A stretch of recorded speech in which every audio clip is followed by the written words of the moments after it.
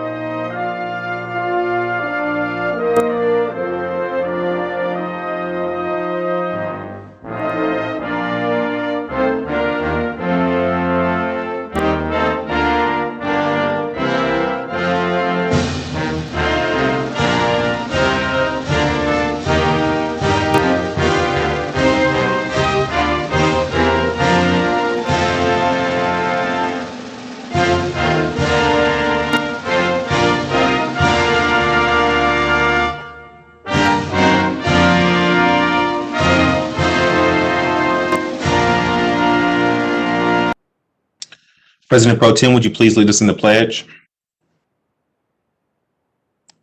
I pledge allegiance to the flag of the United States of America, one nation, under God, indivisible, with liberty and justice for all. Thank you, Councilmember. This evening, we have Pastor Dale Tucker, Senior Pastor of Tri-Stone Baptist Church, to pray over council. Pastor, welcome back to council. Thank you, President Hardin. If we would bow our heads at this time. Most holy and all wise God, we come together first to say thank you. Thank you for this day we've never seen and a day we'll never see again.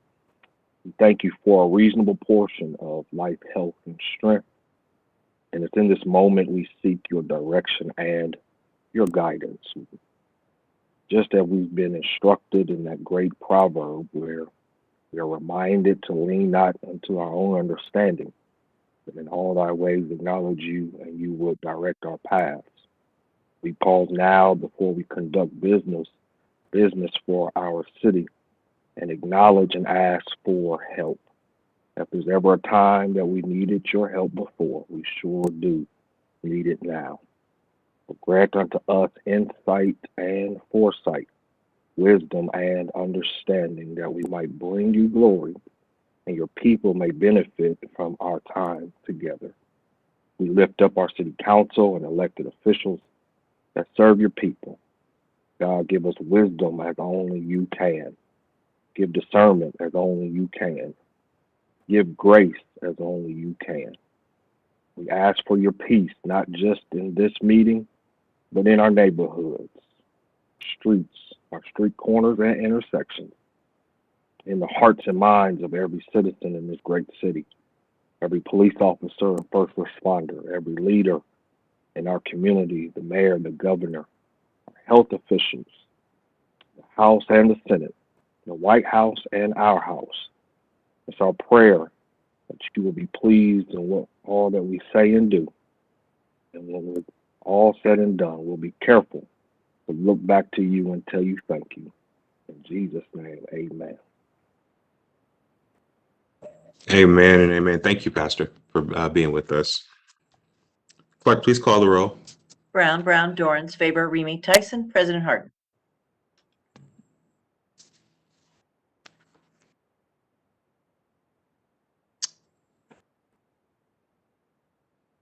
Can I get a motion to dispense with the reading of the journal? So moved. Second. Clerk, please call the roll. Brown, Dorans, Faber, Remy, Tyson, President Hardin. This week's communications received by the clerk's office are listed on the agenda and will be published in the city bulletin. Are there any other communications to be read into the record? Not this time. Thank you. Are there resolutions by members of council? Starting by President Pro Tem. Councilmember Mitch Brown. Nothing this evening, sir. Councilmember Dorrance. Nothing tonight. Thank you. Councilmember Favor. Thank you, Council President Hardin. Tonight, I'm happy to present Resolution 79X-2021, recognizing April 26th through April 30th as National Reentry Week. Reentry Week was established in 2016 by former President Obama to encourage communities to support the plight of returning citizens to American communities. Each year, over 600,000 individuals return to their communities from state and federal prisons.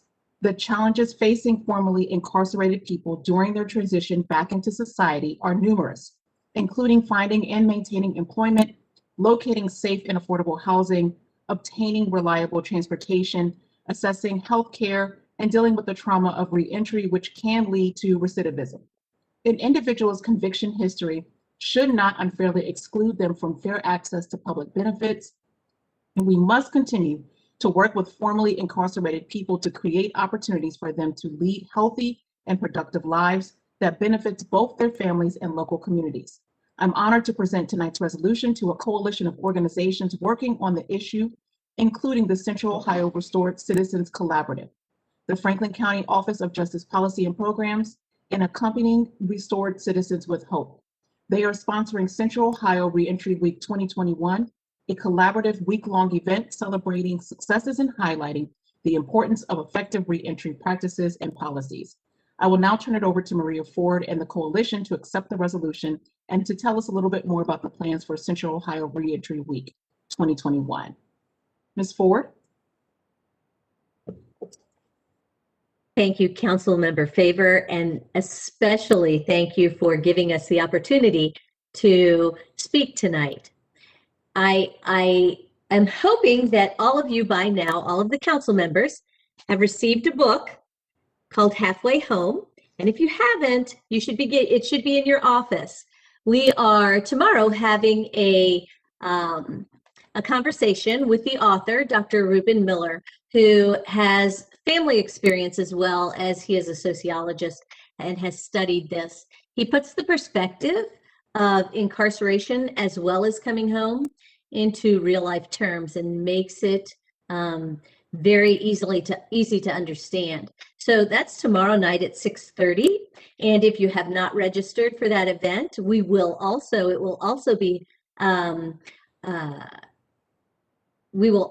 be hosting Councilmember Favor, Commissioner Marilyn Brown, and a gentleman with lived experience, Majedid Mohammed. And you're welcome to go to the Central Ohio Restored Citizens website to register. So we all know the statistics about 600,000 people coming home every year and the percentage of recidivism. But what a lot of people don't know is there are hundreds of business owners in Columbus. There are thousands of people who have successful careers, have professions, have licensure, who work in government, who work in trades. They own homes, they raise children, they go to college. But what you don't understand is reentry is not just a single thing. So the other thing that I've sent you was this cup, and it says, I am reentry.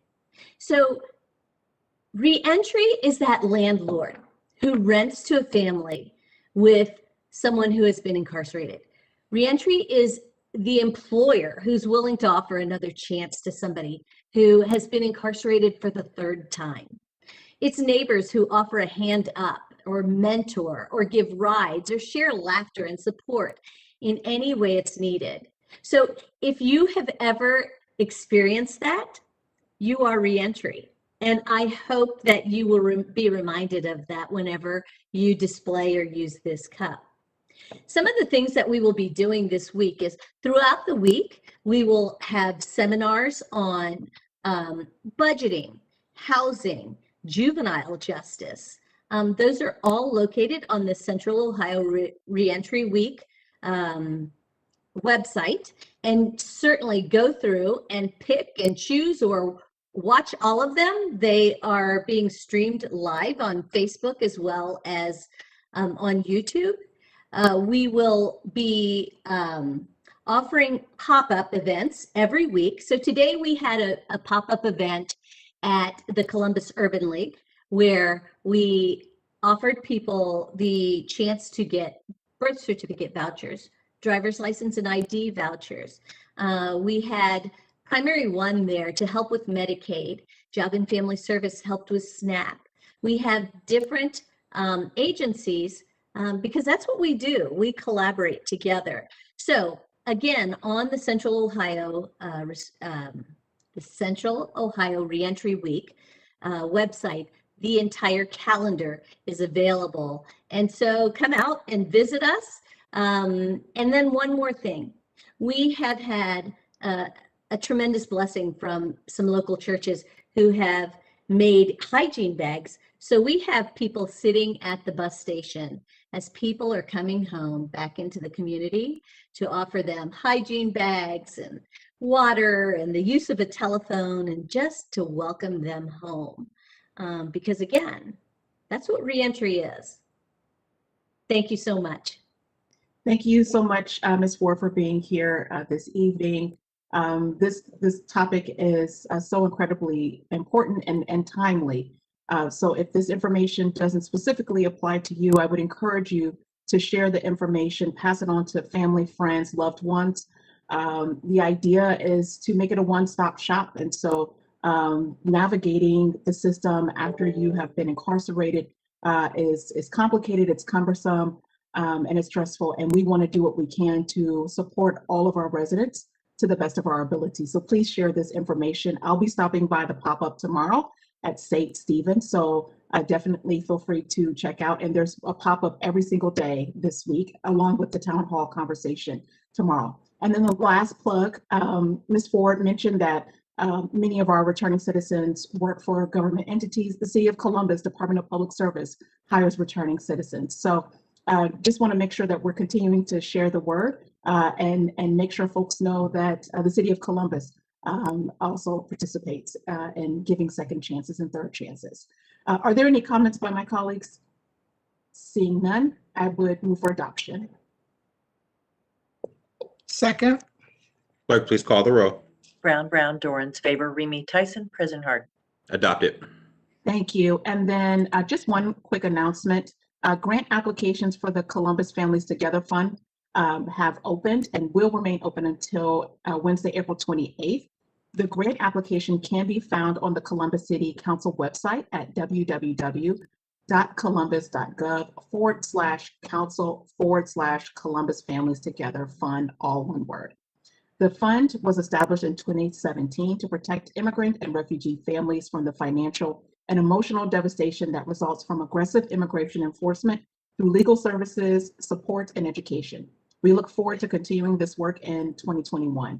Please reach out to my legislative assistant, Anissa Lieben, with any questions or concern, and she can be reached at aaliban@columbus.gov. That's all I have, Council President. Thank you, Councilmember. Councilmember Remy. Thank you very much, Council President Hardin. I have one announcement this evening. I want to remind everyone that I will be hosting a virtual New American vaccination town hall this Thursday, April 29th from 4 to 5:30. During this town hall, we will be joined by Dr. Mashika Roberts and other guests as we learn about the vaccination process, dispel myths associated with the vaccine, and encourage our new American communities to get vaccinated. This town hall will be live on Columbus City Council's Facebook and YouTube pages. For more information, please contact my legislative assistant, Lucy Frank, at ljfrank@columbus.gov. That's all I have this evening. Thank you, Councilmember. Councilmember Tyson. Thank you, President Hardin. Yes, I do have a resolution this evening, and it is resolution number 70X-2021. It is National Suicide Prevention and Action Month, and to recognize and applaud a hope for the day and thank the organization for their advocacy and outreach, empowering and educating communities with proactive conversations regarding mental health and suicide prevention. Whereas September is known globally as Suicide Prevention Month, the National Suicide Prevention and Action Month Proclamation was created to raise the visibility of mental health resources, and suicide prevention services available in our community. The goal is to speak openly about the importance of mental health and the impacts of suicide to help remove the surrounding stigmas and to direct those in need to the appropriate support services. And whereas the National Suicide Prevention and Action Month Proclamation, created by the United City of Yorkville Alderman Joe Frieders as an annual proclamation to start the conversation to start the conversation around suicide and mental health in cities around the country and empowers them to share national and local suicide prevention and mental health services and information. And whereas NSPAMP has been adopted by over 400 cities and 40 counties in 39 different states and has been read by elected officials representing millions of Americans. Whereas suicidal thoughts can affect anyone regardless of age, gender, race, orientation, income level, religion, or background.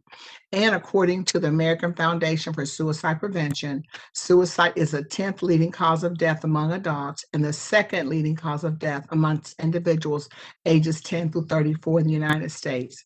Whereas more than 47,000 people died by suicide across the United States in 2017, which according to the CDC was more than twice the number of homicides, with an average of 129 homicides completed daily, which includes active military and veterans, accounting for 13.5% of all suicides nationally. Whereas each and every suicide directly impacts a minimum of 100 individuals, including family, friends, co-workers, neighbors, and community members. And whereas global organizations like Hope for the Day and our local partners like NAMI Franklin County and others who are the front lines of a war that people still refuse to discuss, as suicide and mental health remain too uncomfortable to talk about.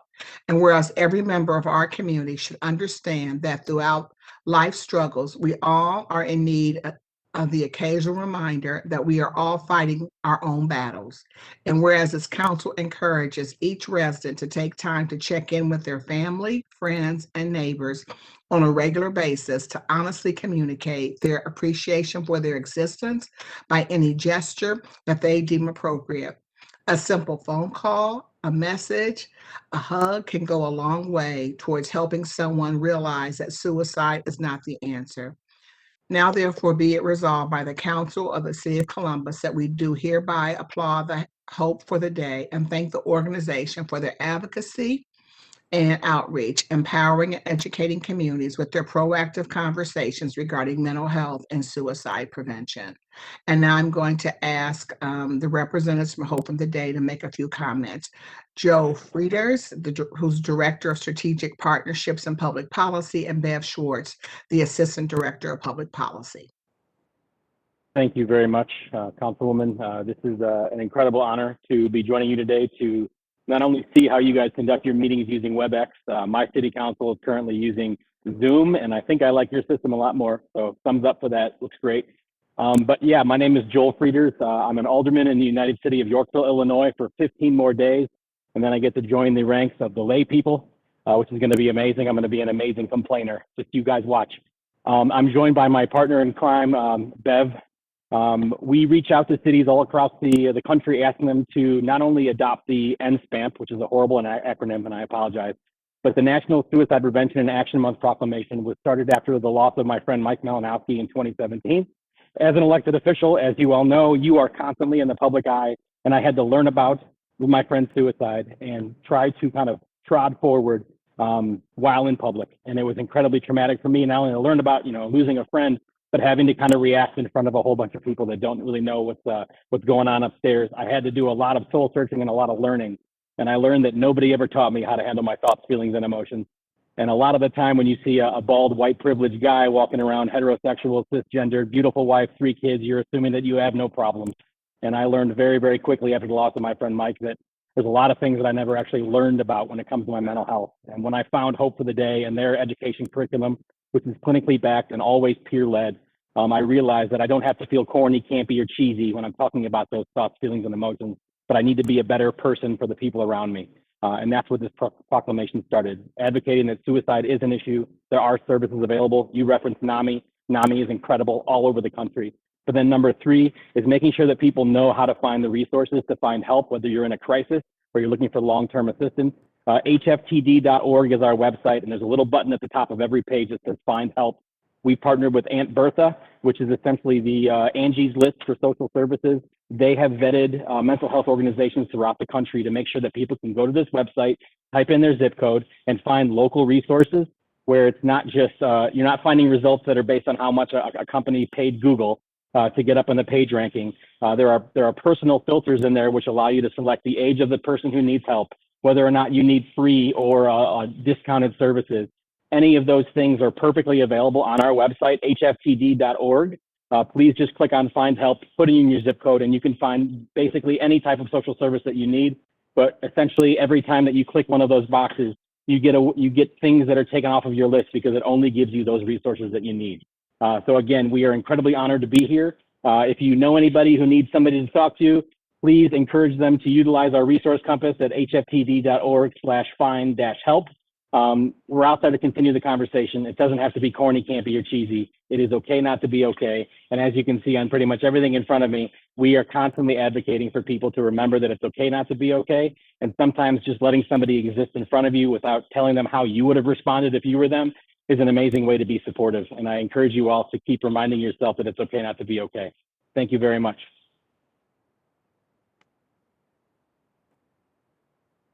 Thank you, Joel, so much and for sharing your story. Thank you. And if there are no questions or comments from my colleagues, I move for adoption. Second. Please call the roll. Brown, Dorans, favor, Remy Tyson, President Hardin. Adopted. Thank you. I just have a couple of announcements. The first announcement is that Columbus Public Health is now offering walk-in vaccine appointments, and we started this week. And so any resident, any resident can get a vaccine from 9 to 4, Monday through Friday at Columbus Public Health at 240 Parsons Avenue without an appointment. I guess you can walk or drive, and individuals will be offered either the Johnson & Johnson vaccine either on Tuesday, Thursday, or Saturday, or the first dose of Pfizer on Monday, Wednesday, Friday. So again, no appointments are needed. We also are offering continue to offer our drive-through vaccinations with Pfizer vaccine at the Celeste Center, which is 717 East 17th Avenue, this week, Monday through Saturday from 12 noon to 3 p.m. And for more information, you can also call 614-645-1519, or you can register at www.columbus.gov/C19vax. And today was the first day for walk-ins, and I just wanted to share that certainly we saw a number of minorities coming today in the walk-in, which is great because we want to certainly make sure that our residents of color have an opportunity to get the vaccine. So that was great today. And then I also just want to make an announcement on primary one, that again, our special health enrollment announcement. If you are in need of insurance, primary one medical insurance, primary one will be conducting special open enrollment until August the 15th. And a primary one certified application counselor will assist you in signing up for Medicaid and market exchange insurance. And to schedule an appointment, you can call primary one 614-620-8088.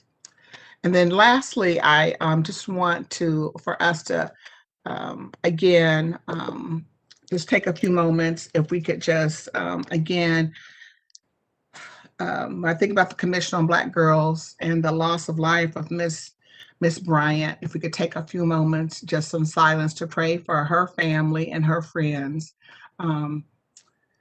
Just pray for that family, and we just have to continue to just love our children. And take a few minutes, please, to just celebrate her life and to pray for her family and friends.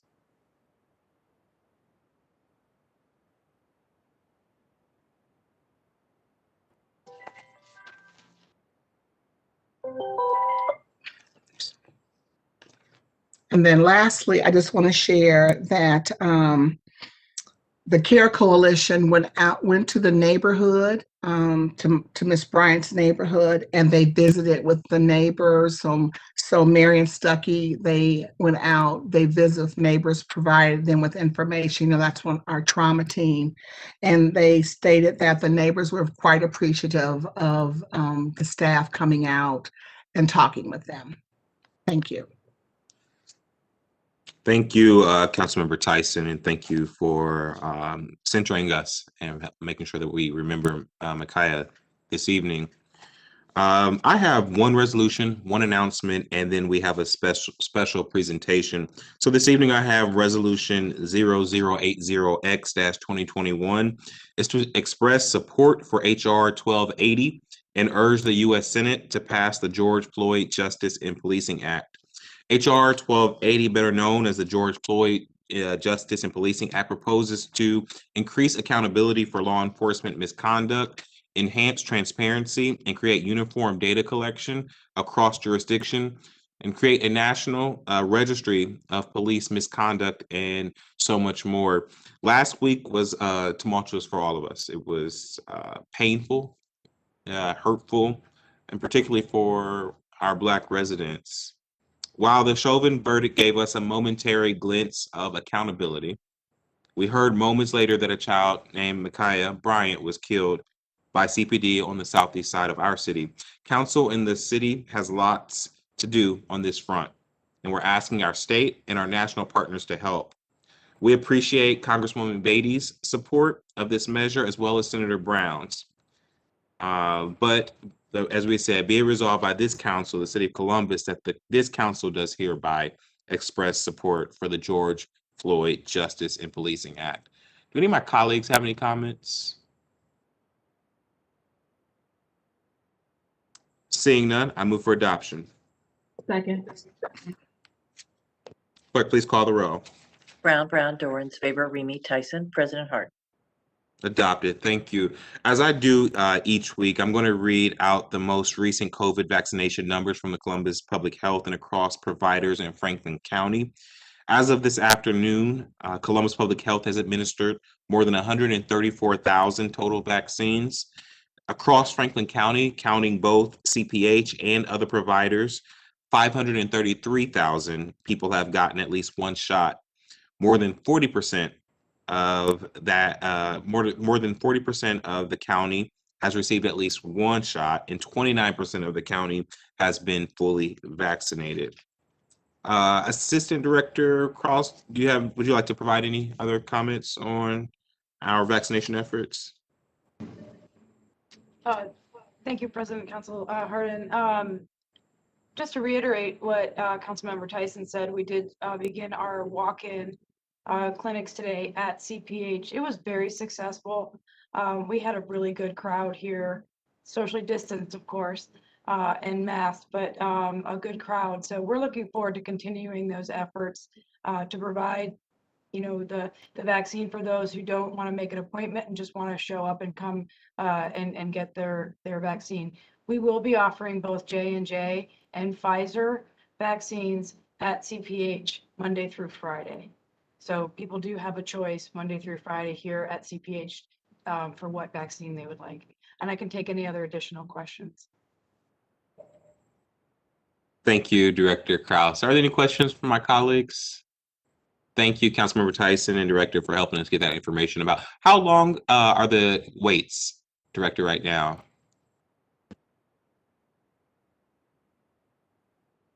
Sorry, I was fighting the mute button. I apologize. So in the morning, we had about a 15-20 minute wait. In the afternoon, there was no wait at all. So folks, please hear Director, 15 minutes at the most so far, and sometimes there's no wait at all. Please get vaccinated. Thank you, Director. At this point, Council would typically go into our regular legislative agenda. However, we're going to start this meeting with a presentation from the Ohio State University's Glenn College Dean Trevor Brown, Carter Stewart, former U.S. Attorney, City Attorney Zach Klein, as well as the city's Chief Legal Counsel, Laura Baker Moorish. After the summer of protests last year, council funded an outside review of the entire process, how the police responded, and how they were managed by their elected civilian oversight at every level. The research was detailed and included 170 interviews. They evaluated what worked and what didn't. And they are making substantive recommendations for how the city of Columbus can improve in the future. This report helps Columbus protect residents' First Amendment right and physical safety, giving clear direction for changes to policy and practices in public safety and in government oversight of police. Council is proud that we've already passed an initial package of reforms last July, but the city must do better. And this detailed report gives tangible recommendations on ways to improve training, communications, use of force, and operational practices to protect residents and our officers. We all want safe, peaceful protests to be allowed in Ohio's capital city. So I appreciate Dean Brown, former U.S. Attorney Stewart, and everyone who worked on this report. I look forward to hearing the findings and recommendations to help ensure residents' First Amendment rights and safety in the future. After the presentation, I will open it up to council members for questions. With that, I'll turn things over to City Attorney Klein, Dean Brown, Lord Baker Morris. Thank Welcome you, to council. Council President Hardin. I appreciate the council's support for this presentation to President Hardin and members of council. I think this is an important document, an important presentation. As you noted, Council President, this was an effort that was funded by the City Council as well as the Columbus Division of Police and Department of Public Safety to really critically look at the actions of the Division of Police, the actions of city leadership, the actions of protesters that took place starting in late May of 2020 through the rest of the summer. As you noted, Council President, this is a comprehensive report that the researchers, who I will introduce shortly, took a lot of time and effort and attention to meet with police, protesters, elected leadership, to really get an understanding of what the city did correctly so that we can continue to work on and make progress in that area. But equally as important, what the city did wrong. And how we can improve and be better to be a world-class city and a best example of how a large city or any city at all handles First Amendment protests in their city. So without further ado, I do want to introduce former U.S. Attorney for the Southern District of Ohio, Carter Stewart, the Dean of the John Glenn College for Public Affairs, Trevor Brown, and Frank Straub from the National Police Foundation, who are going to go over their key findings, but also equally as important, the recommendations, which I think will be the monumental task moving forward of how we implement the recommendations in this report. And the timing couldn't be better with a new police chief coming on board over the next couple months. And the other changes that the council and the city have made to improve police-community relations in the city of Columbus. At this point, I'll turn it over to the team. Thank you, Attorney Klein, and thank you, City Council, President Hardin, and others in attendance. We are very privileged to present these results to you. I believe there is a slideshow, and while that's coming up, I'll just provide a bit of a brief overview. As you heard, my name's Trevor Brown. I serve as the Dean of the John Glenn College of Public Affairs at The Ohio State University, and I served as the principal investigator in the study. And even though you see the Ohio State emblem there, and you've heard that I'm part of the Ohio State University, I just need to say at the outset that I am not here as a representative of the university. I'm here as a researcher, and the research was performed by the Glenn College and not the university itself. So nothing I'm about to say and nothing that's included in the report represents the perspectives or views of the Ohio State University. As you heard, I'm joined by Carter Stewart, U.S. Attorney, a former U.S. Attorney, and my co-lead investigator in this study, and Dr. Frank Straub, who runs the director. He's the director for the Center of Mass Violence Response Studies at the National Police Foundation. And the National Police Foundation served as our primary subcontractor in conducting this research. Would you go to the next slide, please? So we were asked to do three things, which you've heard summarized a couple times, but just to make it crystal clear what the scope of our inquiry was and what's included in this report. The first is we were asked to document what happened during a very defined period of time, May 27th, 2020 through July 19th, 2020. Principally investigating what happened in terms of interactions between city officials, namely the Columbus Police Department, and protesters. The second thing we were asked to do is then to evaluate how the city, inclusive of elected leadership and the Columbus Police Department, prepared for and implemented their response to those extended protests. And then the third, following that evaluation, is to make research-informed recommendations about how to improve the ability of the city to respond to future similar kinds of events in the future. Next slide, please. So this was essentially an extended in-depth case study of those events, and our unit of analysis is not a single individual. We were not asked to identify whether individuals did right or wrong, but rather how the city as a whole responded to the events and managed those events. We gathered a variety of different kinds of data to conduct our investigation. Most notably, you've heard reference to over 170 different interviews with different participants in the protests. That included law enforcement officials, elected leaders, protesters, observers, residents of downtown, business owners, etc. They were not compelled to participate. It was entirely voluntary. And similarly, we, as a research study, we maintain people's confidentiality. So we're not in a position to make any comments about any one individual because they have been de-identified, and the data we have used keeps their personal circumstances private. We looked at a variety of other pieces of data, including policies, procedures, directives, communications, use of force logs, a whole series of what we might refer to as administrative data, as well as publicly available multimedia, so body cam footage, still photos, etc.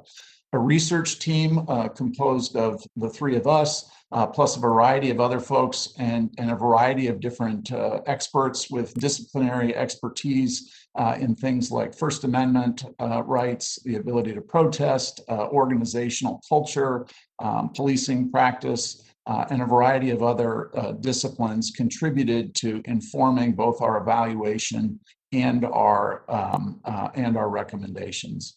All of this is given to you in detail in the report. I encourage you to read it to just assure yourself that this is an inquiry that met the standards of social science research and delivers you findings and recommendations that I think you can be very confident in. At this point, I'd like to turn it over to Carter Stewart, who will then provide you a review of the sort of high-level findings and recommendations. Thank you, Trevor. And you can please leave the slide where it is for the moment.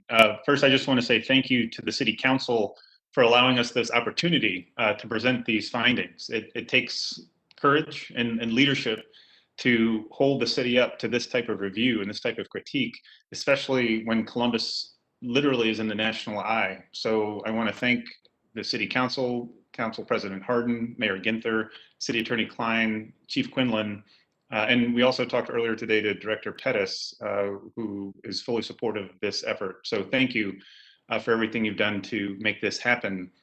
We recognize a couple of caveats before I start. We recognize that the city has already taken some steps to address some of the issues that we've identified.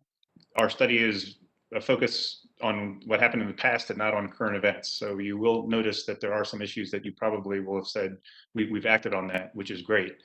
I also want to emphasize that these are highlights. We're not going to go into every single detail of our findings. You have the report and may have read it already. So I am just going to provide an overview of what happened. There were moments on the positive side this summer when things felt like they were going well. There were moments when protesters said to us that they felt freely and fully able to exercise their First Amendment rights. There were times when they felt almost a joy of being in the streets together, to come together to express themselves that they experienced during the summer. There are also moments when police officers, both according to protesters and police officers, demonstrated great restraint in the face of terrible things being thrown at them or said to them, bricks being thrown at them, bottles being thrown at them. There was agreement that at times there was great restraint by the police officers. Now, most of the protests were peaceful, but these moments that I just referred to were overshadowed by conflict that occurred over the summer and deeper feelings of anger and frustration on all sides. Throughout the report, you'll notice that we tried to use the words of the people who spoke to us in the interviews that Trevor mentioned as much as possible, because their words really capture the essence of the findings. Next slide, please. Starting with things on the positive side, this was from a community member who worked downtown who said that there was a point when a couple of females and males were voicing their opinions to a police officer and wanted to be heard. The officers listened. They were taking it in. You could tell they were trying to be a good ear and listen. Next slide, please. This is an example of Columbus police officer pride. Our officers took so much abuse, had no sleep, were being stalked online. I have never seen a group of people respond with more strength and integrity. Black or white, they were abused, but Black officers in particular took abuse. Families were threatened and they took down blue lines and lights to protect their homes. They responded with kindness and followed the rules as they changed. Next slide, please. These are capturing the sentiments that were more predominant in the interviews that we heard. This is from a community member who said, "What I saw repeatedly was a police force that was disinterested in protecting our rights to peacefully protest and looking for a chance to scatter and scare people." Next slide, which is the last community comment. This is actually the police officer comment first. In terms of expressing police frustration, this officer said, "It got to a point where we decided to focus on people who need us. Morale was low. We felt hopeless. We took an oath to protect people and their property. It hurt our chief and commanders, people who I aspire to be, to put myself in a position to do something about it, to change things I want to. I lost all confidence in our change of command." Next slide. And this is the last one that was also a major theme among protesters. I had never seen tear gas or pepper spray before, but the tensions were always there. Right or wrong, the perception that the police treat certain protesters different. For example, the Proud Boys are there, and the police gave them fist bumps, which never happens with pro-choice or BLM protests. There was a sense that police do approach these protests differently, depending on the demographics of the crowd protesting. What was interesting is that even though there were wide differences in perception between the police and protesters, they actually agreed on one thing, which is that they didn't recognize Columbus last summer. But they said that for different reasons. The police said that they didn't recognize the city because of the damage that was done to it. They passed burning cars. They passed buildings that had their windows knocked out. They just said they did not recognize what looked like a war zone to them. The protesters said they also did not recognize Columbus, but they said they didn't recognize it because they saw police in riot gear. They saw the Bearcats, which they described as tanks in the streets. And they also described it as a war zone. And they felt and thought that the police, in many instances, were an occupying force. So same sentiment, they didn't recognize Columbus, but from very different vantage points. Next slide, please. So I'm going to go over the takeaways at a broad level and then get a little bit more detailed with them. First of all, nobody reported seeing anything like this ever happening before. The folks who have lived downtown for a long time, officers who have worked downtown for a long time, in terms of the size of the crowd, the damage to buildings, nothing like this had ever been seen. It was clear that the city was unprepared for what happened. There was no mutual understanding among city leadership about how to react to this type of situation.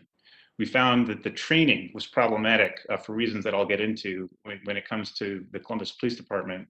And then once things got hectic, there was not a coordinated response. It seemed to the public and the police like city leaders were moving in different directions. Next slide, please.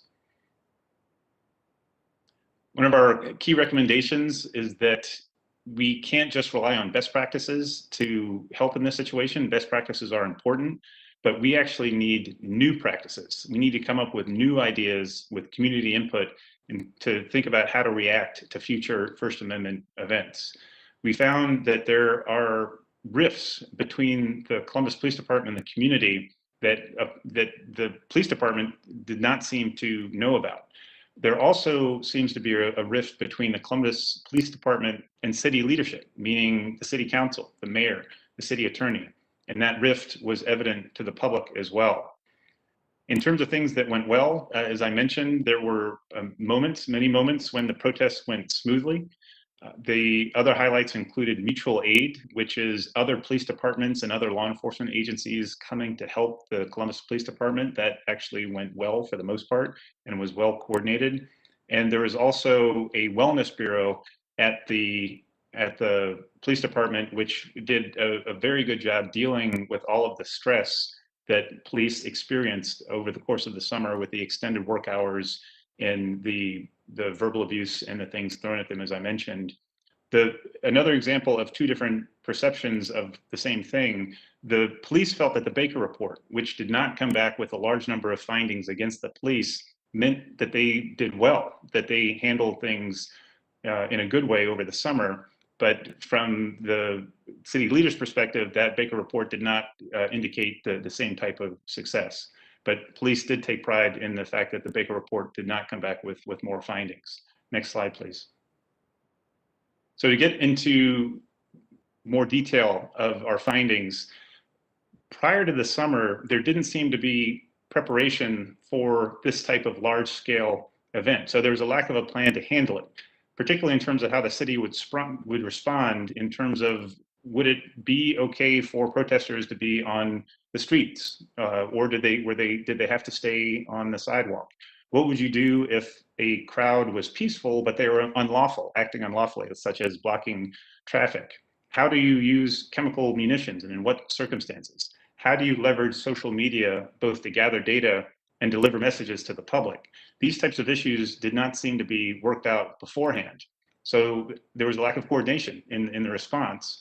And that was evident to the public and the police, that in terms of there being almost disagreement among elected officials. An example of that is the curfew, which the mayor and police chief came out to issue and say, we're going to have a curfew. Soon after the mayor said that, members of the city council criticized the curfew. And then after the curfew ended, the city attorney declined to prosecute violations of the curfew. So the public saw that as disagreement among the city leaders. The shift in tactics regarding the police's ability to use chemical munitions that was turned into legislation in mid-June, that also was a public disagreement that was evident to the public, and police in particular were incensed by that, which I know is not news to you, but they felt that they were not consulted in that change. And they have very strong views about the benefits of using chemical munitions, without which they think they will be more likely to put hands on people directly. Next slide, please. There is a national standard for responding to emergencies. It's called the National Incident Management Systems, or NIMS for short. Under NIMS standards, the Emergency Operations Center should have people from the department, the director of public safety's office, the city attorney's office, and folks from the mayor's office at least nearby, decision makers, policy-making decision makers nearby to help in response to emergency situations. That did not happen this past summer in Columbus. Another problem with the Emergency Operations Center is that the incident commander at the police department, who was put in control of that center, rotated every 12 hours. When a new person came into that role of incident commander, they came in with new rules of engagement, with new philosophies for how to manage crowds. So the line officers were given different messages and different marching orders every 12 hours, at least in the first few days when the incident commander was rotating so frequently. Next slide, please. Under NIMS, there should have been a joint information center where the PIOs from the police department, from the mayor's office, a city attorney's office, at least representatives, should have been talking to each other and coming up with a unified message to get out to the public. So there was confusion in the messaging going out to the public. As I mentioned, there was also confusion in the messaging going to line officers because different incident commanders would give different orders. And that confusion was evident to the public as well. When some of the protesters commented that something that was permissible one day was not permissible the next day, and then it would flip back again the following day. So those different commands were confusing to both police and the public. There was a failure on the police department side to effectively use social media to gather intelligence to figure out how to best respond to the protests. And there was a similar failure to use social media to tell the police department's story, to try to get to control the narrative better than actually happened. Next slide, please. In terms of policies, as I mentioned, there was confusion about how to implement policies. What do you allow? What do you not allow? How do you deal with peaceful but unlawful? And as I mentioned, the public was confused as well. When it comes to training, the training that Columbus Police Department receives when it comes to dealing with civil disturbances and mass demonstrations is actually good. It meets national standards, but it had not been done division-wide since 2015. So there were a lot of folks who had not been trained recently, who were unfamiliar with how to respond. For example, some didn't even know what a phase 3 mobilization was, which is the highest level of mobilization that was called to deal with this, what happened in the summer of 2020. Mobile field force units, which are police units designed to respond to civil disturbances, had to be cobbled together. There was no standing mobile field force unit. So they had to be cobbled together using officers, some who had never worked together, some who hadn't put on a uniform in years.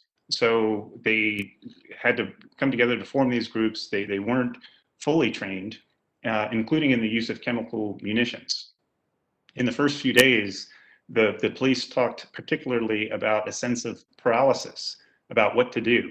They were told to respond to the hotspots like Broad and High, but once they got there and set up in formation, they weren't given any additional instruction about what to do. So they said they literally stood there for 3 hours with messages blaring for people to disperse, but then they didn't do anything when the folks didn't disperse, and the crowds got bigger and bigger and bigger over the course of the evenings. One officer likened it to being on a football team that lines up at the line of scrimmage, and then a play is never called.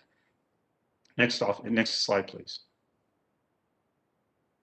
One of the highlights of the city's response to the summer was the fact that the Columbus Police Department has an established wellness bureau and a peer assistance program that worked very well, which was a very good thing because, as you can imagine, the stress level for police officers was high.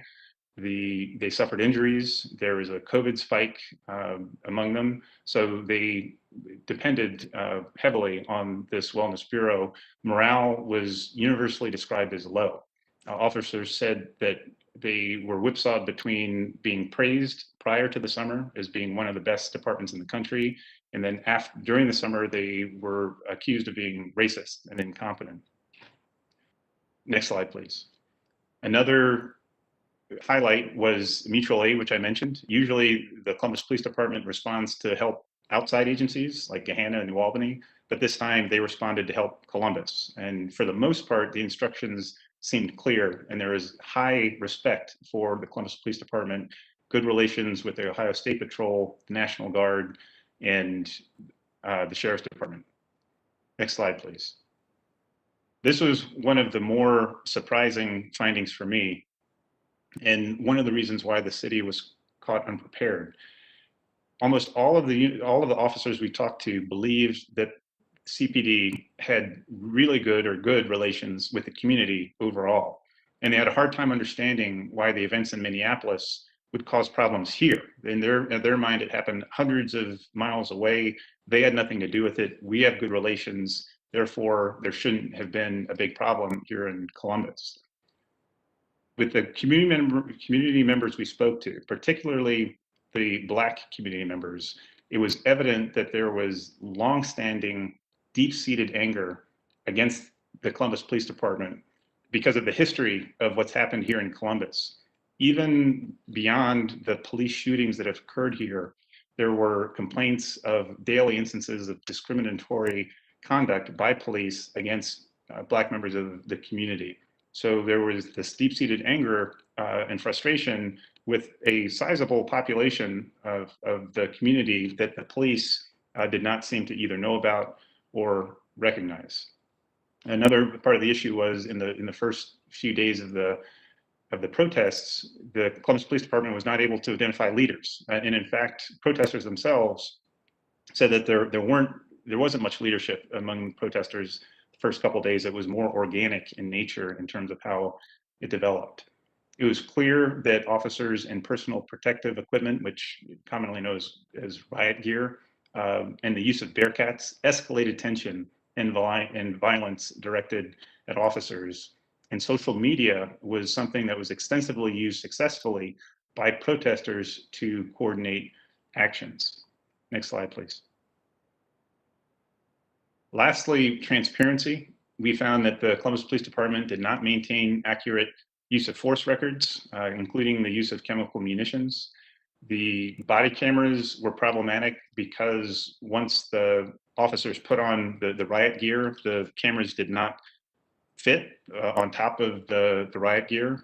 Some officers reported battery life being a problem, that they worked for 12-hour days and the batteries sometimes didn't last as long as they should have, or as the officers wanted them to. And then lastly, it was hard for officers to actually even recognize each other, much less the public recognize the officers. Their badge numbers were covered up by the riot gear. So eventually the police put their badge numbers on their helmet in the front and back, but in the beginning, not only could the public not tell the badge number for the officers, but the officers had a hard time recognizing each other because there was a lack of identification. So that's a summary of the findings, and I'm going to actually turn it over to Frank to go over the recommendations.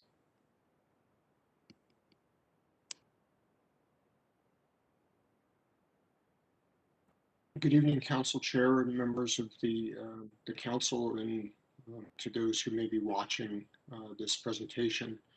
Thank you very much for the opportunity for the National Police Foundation to participate in this review, and thank you for giving us the opportunity to share these recommendations with you. Our first recommendation, and I think it speaks for itself, is that the City of Columbus and the Columbus Police Department have to go to great efforts to address the underlying community distrust and tension. We believe that in Columbus and in many communities across the country, there were embers burning below the surface, that members of the community, particularly communities of color, did not trust the Columbus Police Department, did not trust policing in general, and that some of those signals, some of those beliefs went unnoticed by government officials as well as the Columbus Police Department. And so if there's going to be movement forward, it becomes critically important that these issues be both recognized and voice be given to all members in the Columbus community, and that collective action, whole community action takes place to move the city forward. We also recommend that the various policies and procedures that exist within the Columbus Police Department be consolidated into one manual or one policy and procedure that focuses on First Amendment events and protests. The idea is, with a consolidated guide, it becomes readily available for members of the community to refer to, for elected officials to refer to, and for officers to refer to. So instead of having disparate chapters regarding use of force, regarding use of chemical weapons, regarding de-escalation, regarding traffic control, all of those policies and procedures would be centralized into one document. We also believe, and you'll see in a subsequent recommendation, that it provides a good foundation for community dialogue and community investment and involvement in the policies and procedures regarding First Amendment events and protests going forward. As Carter mentioned, we believe it is critically important that all members of the Columbus Police Department receive training in mobile field force operations, chemical munitions, community engagement, de-escalation, and a range of other topics. That was definitely a factor in the response by the Columbus Police Department. The lack of training for some members, which on one hand is understandable in that they typically do not respond or work large public events. But clearly this event demonstrated, as it did in other cities across the country, that all members of a police department need to be conversant with and regularly trained in crowd management and crowd behavior, de-escalation, and mobile field force operations.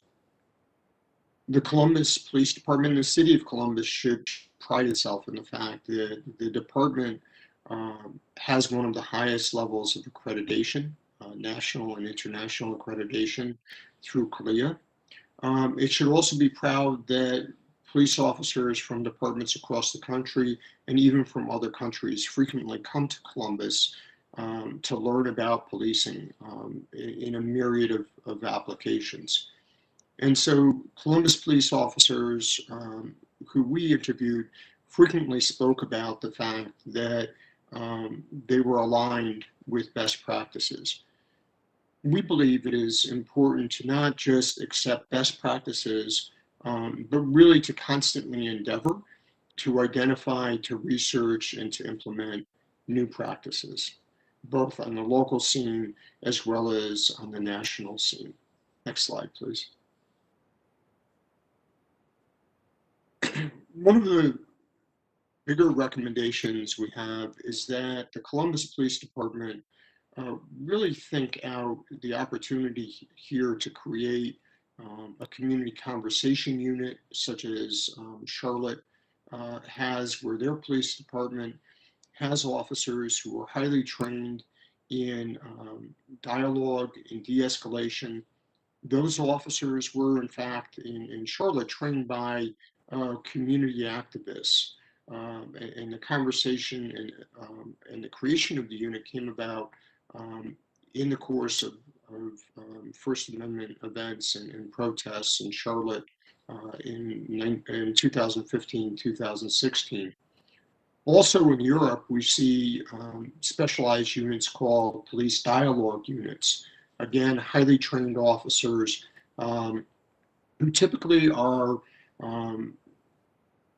really at the point of intersection between the police department and the community during First Amendment events and protests, typically dressed in their duty uniforms, and their purpose is to create opportunities for the protesters and community members to be heard, to engage in de-escalation activities, and to really try to find ways to give voice to the protests and the First Amendment events in a safe manner that does not result in property damage or injury to protesters, members of the community, or to the police. The Columbus Police Department and the city has already taken a step to improve mobile field force units by creating the PERT team. We suggest again that those efforts continue. It is important that there is a dedicated mobile field force unit, but again, all officers need to be trained in mobile field force operations. As Carter said, mutual aid went very well, especially considering that Columbus typically provides mutual aid versus receives mutual aid. That being said, we recommend that on a regular basis there be joint training around mutual aid operations in a variety of different circumstances. It is also very, very important that there is community alignment with public safety measures. We believe strongly that the police and the city of Columbus must invite the community into the forward-looking processes and activities that will take place. The community needs to have a voice in the development of policies and procedures, particularly around First Amendment events and protest activities. Next slide, please. We also feel that it's very important that Columbus Public Safety, the Columbus Police Department, and city leadership come together now and really have very thoughtful and direct conversations about the approach that the city will take moving forward to First Amendment events and civil unrest. Clearly trying to develop and implement and modify policies and procedures in the midst of protest or civil unrest is extremely difficult. And to some degree, it's like flying an airplane, building an airplane while you're trying to fly it. We recommend that those conversations happen now and that the community be engaged in those conversations. As Carter mentioned, the National Incident Management System provides very clear guidance for helping assist municipalities manage both natural and civil or man-made crisis. And we highly recommend that those NIMS protocols be reviewed at the city level so that elected officials as well as appointed officials, the police department, the fire department, public works, all the various entities within the city are familiar with the NIMS process and practice the NIMS the NIMS protocols. It is critically important that a joint information center be established immediately as these events start to build momentum, so that there is a unified and consistent message from the city regarding how the First Amendment events and protests can move forward in a peaceful manner and in a safe manner, and so that there's also a very clear understanding of what behaviors will be accepted and which types of behaviors will generate police actions. It's also important that if something changes in the course of a First Amendment event or a series of protests, that information is communicated very clearly in a unified way to the community and to the individuals involved in exercising their First Amendment rights. We continue to applaud and recognize the Officer Wellness Unit. We believe that they play a critically important role. Officers who are well rested, who are well nourished, have a better opportunity to engage with members of the community and to reduce volatility, to reduce stress within the community, particularly during these events. And finally, this is an opportunity for reconciliation. It's an opportunity to recognize trauma, both historical trauma and current trauma that resulted from the First Amendment events and civil unrest in Columbus, and really begin a process of very effective listening and dialogue. But we emphasize listening. It is critically important, we believe at this juncture, that the Columbus Police Department and Columbus elected officials really reach out and identify those individuals who typically don't come to community events, who may be silent, at least from a public perspective, but yet have very deep concerns and very deep beliefs regarding the dynamics around policing and community policing. Those individuals have to be identified. They have to be listened to. They have to be given a voice, and they have to be given an opportunity to give input into the process of moving forward. And that process isn't something that happens in a series of very quick policy and procedure changes, although those may be necessary in some places, but it has to be recognized as a process of continuous engagement and a process of continual healing within the community and between the community and the police department. Thank you.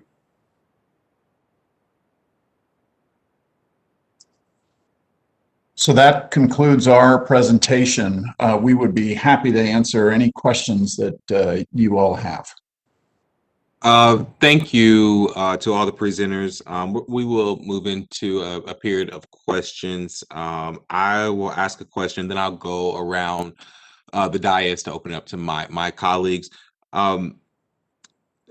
Much of this report speaks to the rapid response and safety forces and communications across the city's bureaucracy.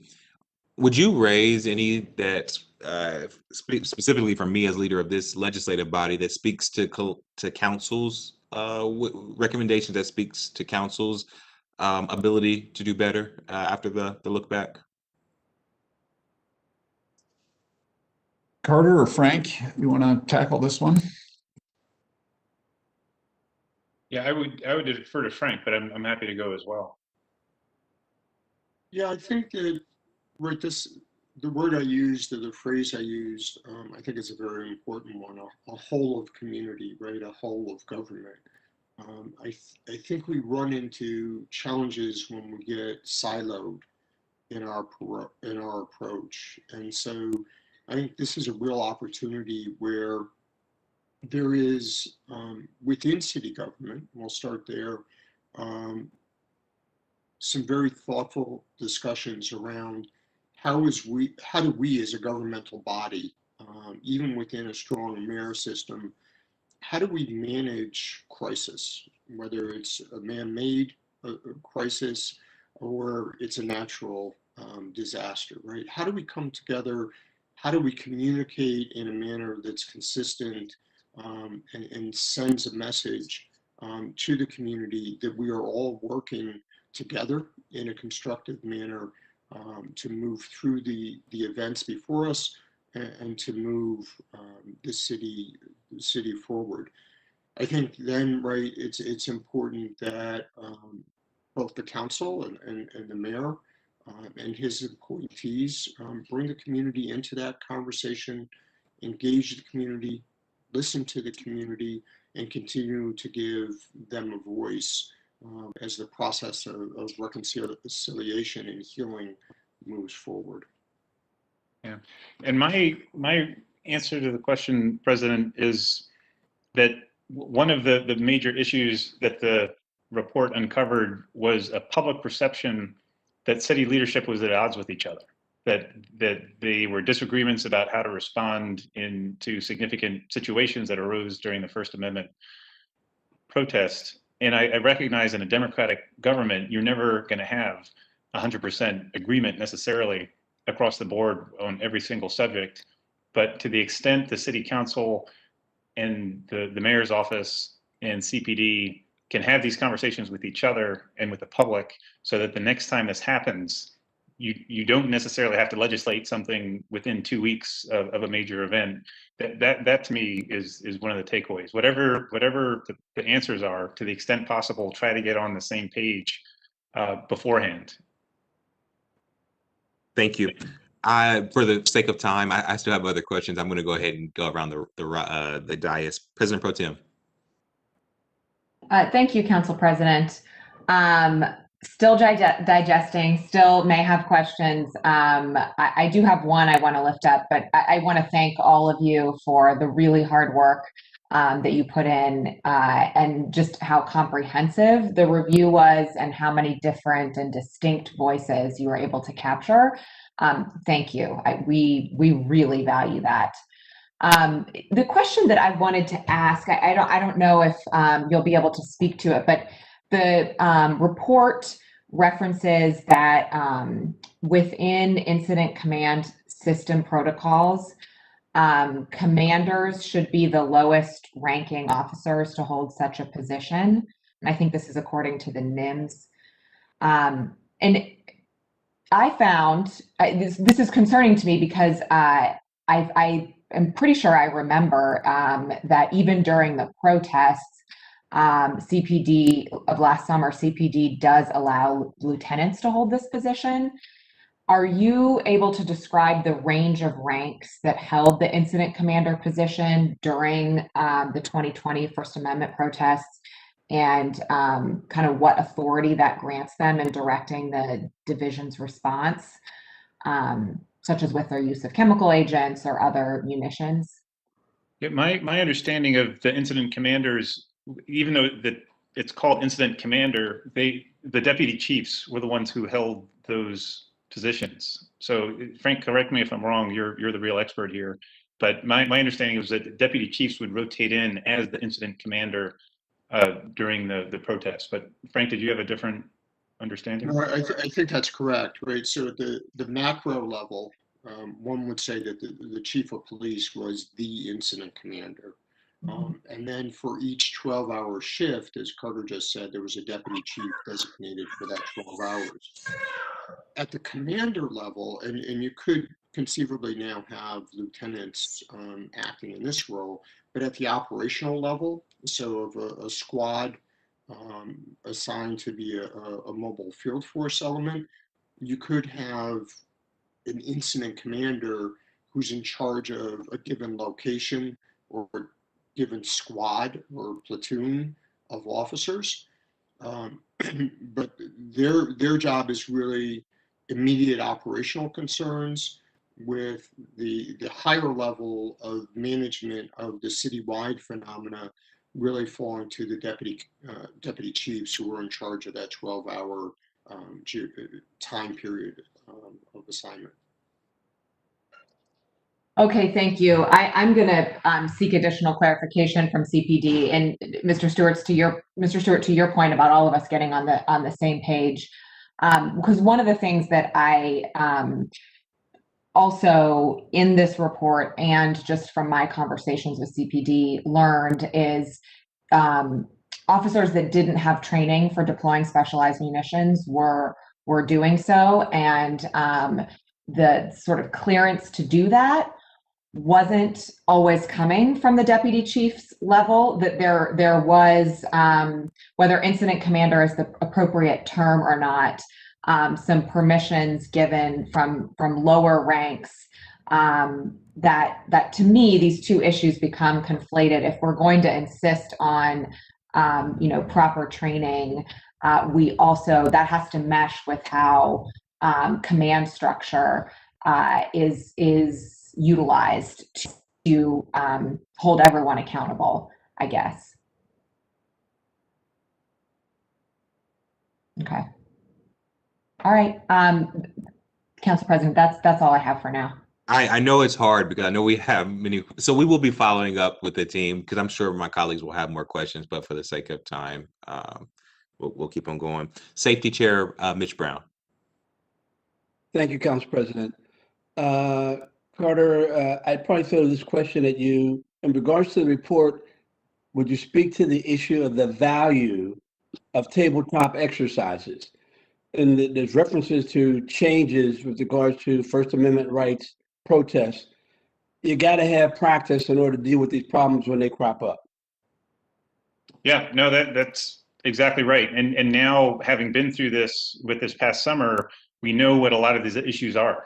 We know where some of the problems were in terms of how people described, and this is in the written report. We didn't cover this in the oral recitation, but there's confusion about what is a riot, how it's very broadly defined in Ohio Revised Code and in the Columbus directives. So doing a tabletop exercise where you have different scenarios of peaceful, lawful crowds, peaceful, unlawful crowds, non-peaceful crowds, doing it together with the team and also doing it for mutual aid. That's how you practice in order to get better. And again, we have the issues that popped up this past summer that can be directly addressed through tabletop exercises. So I think that's a good protocol to use. Thank you, and thank you to your team for the report. And Councilman Brown, I should say that during the course of the interviews with police officers, your name was mentioned a number of times, very favorably. Thank you. Thank you. Councilmember Dorrance. Thank you, Council President. I appreciate the team being here with us tonight. And I will throw this question to Mr. Stewart, and if it needs to go somewhere else, feel free to direct it appropriately. One of the things that I found very interesting when I read the report was seemed to sort of line up with some of the early problems with the timeline that's described, as far as sort of the difference between what would happen during the day and what would happen during the night, and sort of the perceived either real or non-real escalation sort of tactics as far as what would happen potentially during the day, as far as what types of uniforms officers were wearing, what type of tactics were used, and how that would potentially change as the day went on. And I'm just sort of curious, we've had continual discussions with CPD over this past year about how to, again, improve as we deal with First Amendment events within our city. I just wanted to know if you could speak towards what the report showed as far as being more effective. One of the things that stood out to me was the change in not immediately going to riot gear right away, and sort of how that sort of transition was made throughout. I wonder if you could speak to, because I know the report itself spoke to a lot of protesters that felt that escalation, and that may have not been the intention of the incident commander or the officers themselves in donning that gear, but there was sort of a discrepancy between, I think, what the officers intended and what was perceived by the protesters, and that difference, how it translated between during the day and night, really stood out to me.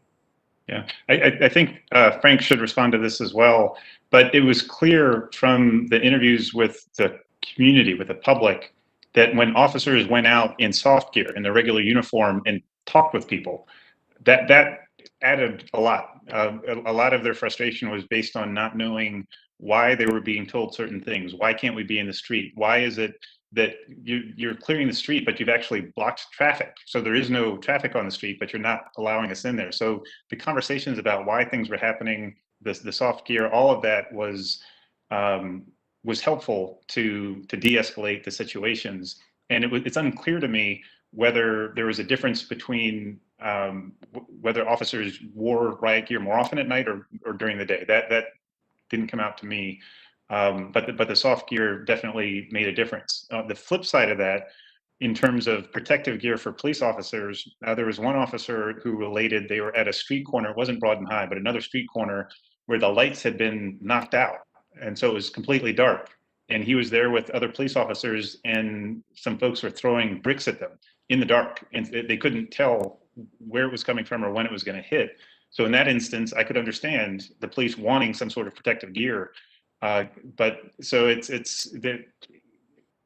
yeah, I'll leave it at that, that there are instances where the soft gear was exactly the right thing, but there probably are situations where the protective gear is necessary because of the circumstances. But Frank, how would you answer that question?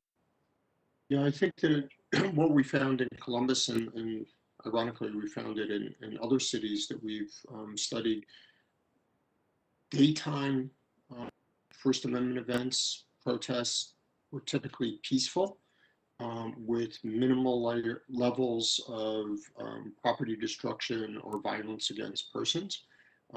But in Columbus, as in other cities, once it got dark, the level of property damage and of violent actions, if you will, directed at the police increased significantly. And so my sense is, at least in the first few days, that officers and command staff felt the need to protect officers and to put them in personal protective equipment based on what was happening right then and there, as well as activities from previous nights.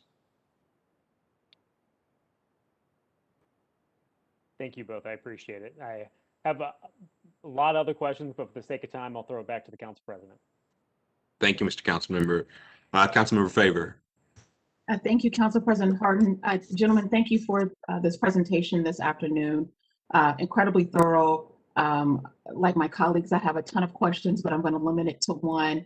I really want to dive into the recommendations. You know, given the fact that when you all started this endeavor, Columbus was not at the place that it's in right now, with the death of Micaiah Bryant, Casey Goodson Jr., and Andre Hill, both in December. I'm thinking through, I think the first recommendation being addressing underlying community distrust. And I think one of the last ones right around reconciliation.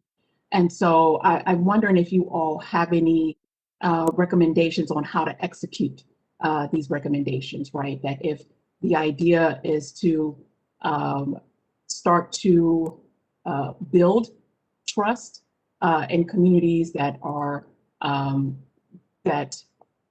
angry, and if both parties are taking defensive postures, what is the middle of the road? Who leads that conversation? Is that a conversation that all city leadership is a part of, or is that one that must be led by CPD? And I'm thinking specifically about the example that you uplifted. I think it was the Charlotte example. How is that actually?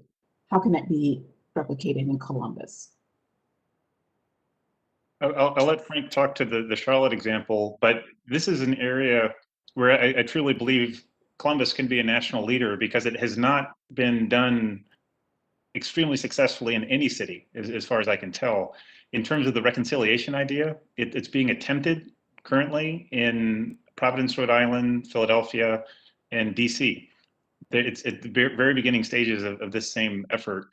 What I found, we tried to build community trust for 7 years when I was a U.S. attorney, and I oftentimes invited community members and leaders to come to the table to have conversation. And it was the same people who have been coming to community tables year after year after year. And what I found with this effort, which was that we had actually had a hard time getting folks of color to talk to us. Initially, it was almost all white protesters on the public side who would talk to us, and we had to figure out who were trusted leaders that themselves could use their position in the community to bring other people forward, because we by ourselves we didn't have that trust.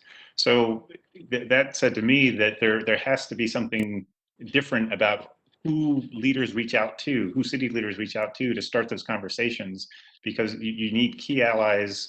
And they're going to be different from the allies who were there 8, 5, 10 years ago. So it's reaching out to a new type of leadership to have those conversations. And personally, I don't think they should be led by the CPD.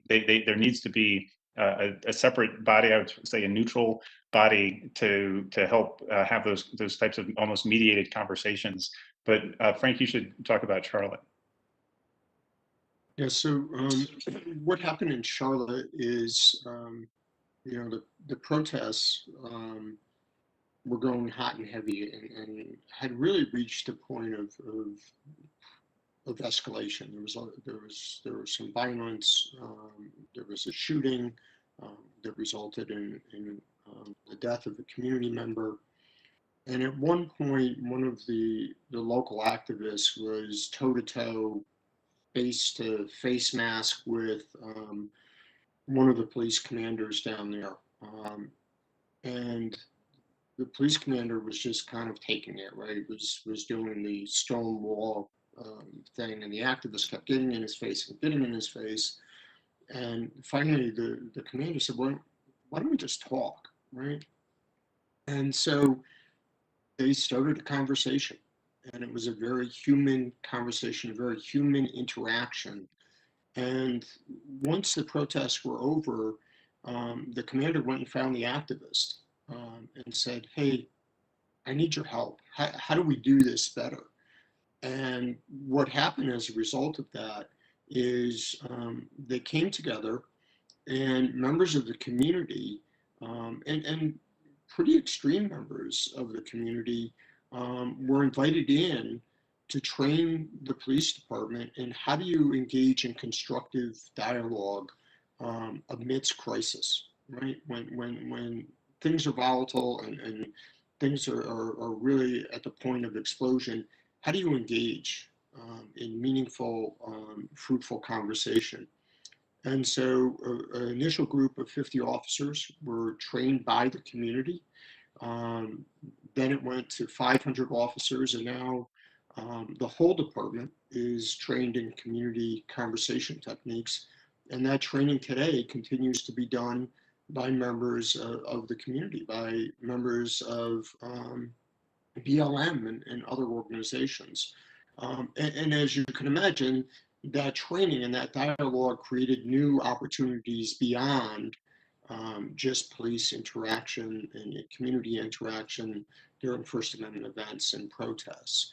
And so we see real promise in that initiative. And so that's why we're recommending so strongly that a series of listening sessions be convened. I think Carter's point of it being convened by a neutral party really become the first step to engage those voices, to really have some really hard conversations.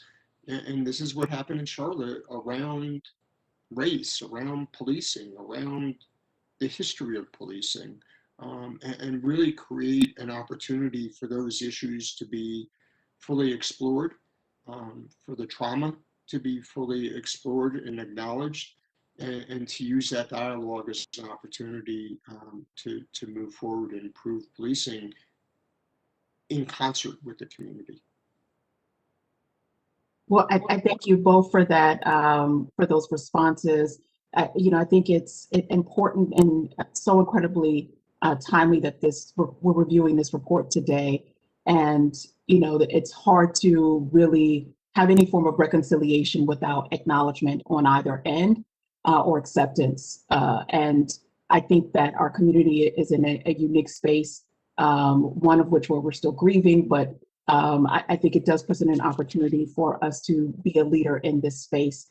So I look forward to digging in deeper into this report and finding ways to really highlight those systemic issues that some of my colleagues have called out from the protests on. So thank you all for your work. Thank you, Councilmember. Councilmember Remy. Thank you so much, and thank you for the work that's been done. The report's fascinating. A lot of things I think many of us knew already, some of these issues that, especially as a result, the incontinuities that were happening amongst leadership within CPD. I want to kind of focus my question more on the NIMS ICS portion of it and the training. Training overall is a real concern throughout the department. They get high marks in some regards, but then we have a state-of-the-art simulator that sits dormant and isn't utilized. They don't pull officers out of the field for field training, things along those lines that are really a concern, because training provides accountability. Training provides a feeling of self-worth and value to the employee, to the officers themselves. And so certainly as it relates, CPD used to have kind of an emergency management focus, but they went more to an events management focus. And correct me if I'm wrong, with NIMS training, police in general across the country have been slow to adopt NIMS overall as a department, basically because of funding. From my understanding, would that be accurate? I think you're correct. Police organizations generally don't do well with NIMS. That being said, during the RNC that was held in Ohio, right, NIMS was very effectively utilized, and we saw really few, if any, significant events, negative events, come out of the RNC. So where there's a will, there's a way, and I think if it's practiced, it proves to be beneficial to everybody. I think your very correct in terms of training, right? And it's sad. I spent 30 years in federal, state, and local law enforcement prior to joining the Police Foundation. And it's interesting to me because since I retired, I've become a licensed therapist in Michigan, where I live. And I have to do continuing education classes, right? My wife is an attorney. She has to do continuing education classes. And if you don't make it, you're in jeopardy of losing your ability to practice law or therapy. But yet in policing, the first thing that goes when budgets get tight is training. And sadly, I think we see the results of that in terms of not just the First Amendment events, but just in daily police community interactions. And so, you know, as we consider as a nation and you consider as a city, how do you move forward? I think it's critically important that we continue training, that we hold officers to the highest standards, and we recognize that we have to allocate tax dollars to ensure that that simulation machine doesn't sit there and collect dust and become outdated, and that officers are given the ability to be, you know, true professionals and receive the training that helps them get there. Absolutely. You know, if you want different results, you have to take different actions. And this community has to decide, and the leadership, we need to decide whether this is of paramount importance. I believe that it is. And I think my colleagues do as well, as we look at, you know, everything from dispatch to the call center to all the way across the board. The one thing I'll end with real quick is a concern of mine since I've been here is that we don't have an emergency management, or our major corporations, you know, organizations like Patel, our health systems, they invest a lot of money in emergency preparedness, but and we do. I don't want to say that we don't have an individual siloed departments have that, but there's nobody coordinating on a high level. And I would say that would have, this incident from the free speech incidents would have fallen into that category and collectively brought people together to talk, you know, to communicate out, whether it be to the public or to us as leaders, or we just didn't have that. And I'm just asking for your opinion on that as far as emergency preparedness and emergency management's, you know, like your philosophies with city governments. So yes, there needs to be a comprehensive emergency operations plan. The city does have one, Columbus does have one. Unfortunately, emergency operations plans typically get, I don't mean to use a bad word, but relegated to natural disasters. And we tend not to look at them in terms of protest, First Amendment events, large public events, mass violence events. And what we need to be doing is really developing all hazards plans, right? That look at the full spectrum of events that can unfold in a given municipality, and then plan accordingly to them. And in many ways, emergency operations plans are like Lego sets. You have your base and you put the pieces on according to the challenges that confront you. And so you have the base operations, a base understanding, generally built around and consistent with the NIM system and Unified Incident Command. And then you move that according to the challenge that's before you. But I think, yes, there is a need to look at Columbus's emergency operations plan within the context of NIMS in both natural events and man-made events. Thank you very much. I appreciate your time. Thank you, Councilmember. Councilmember Tyson. Thank you, President Hardin. First of all, I just want to thank the team for the work that they certainly have presented to us today. It's been very thoughtful and thought-provoking.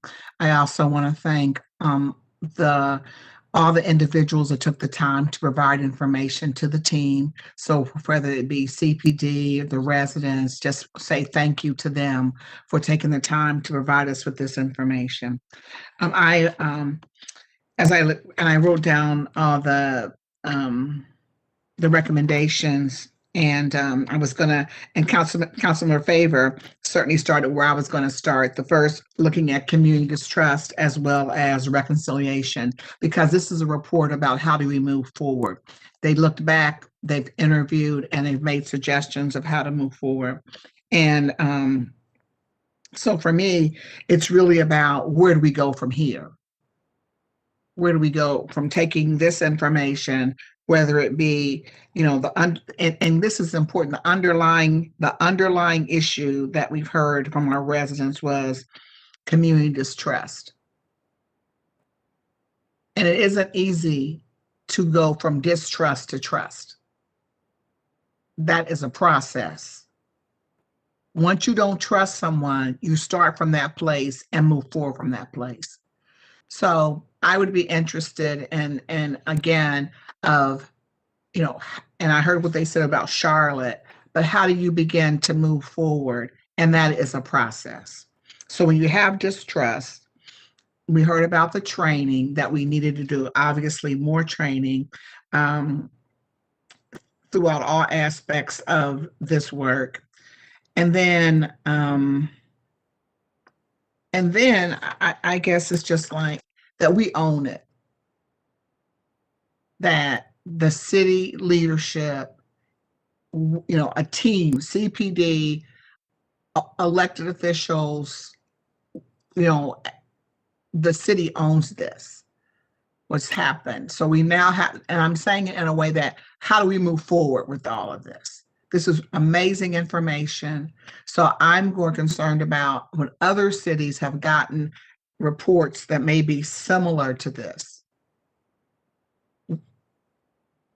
And they're different. Training's different. City leadership being on the same page is different. Building trust is different. So it looks like we have to be,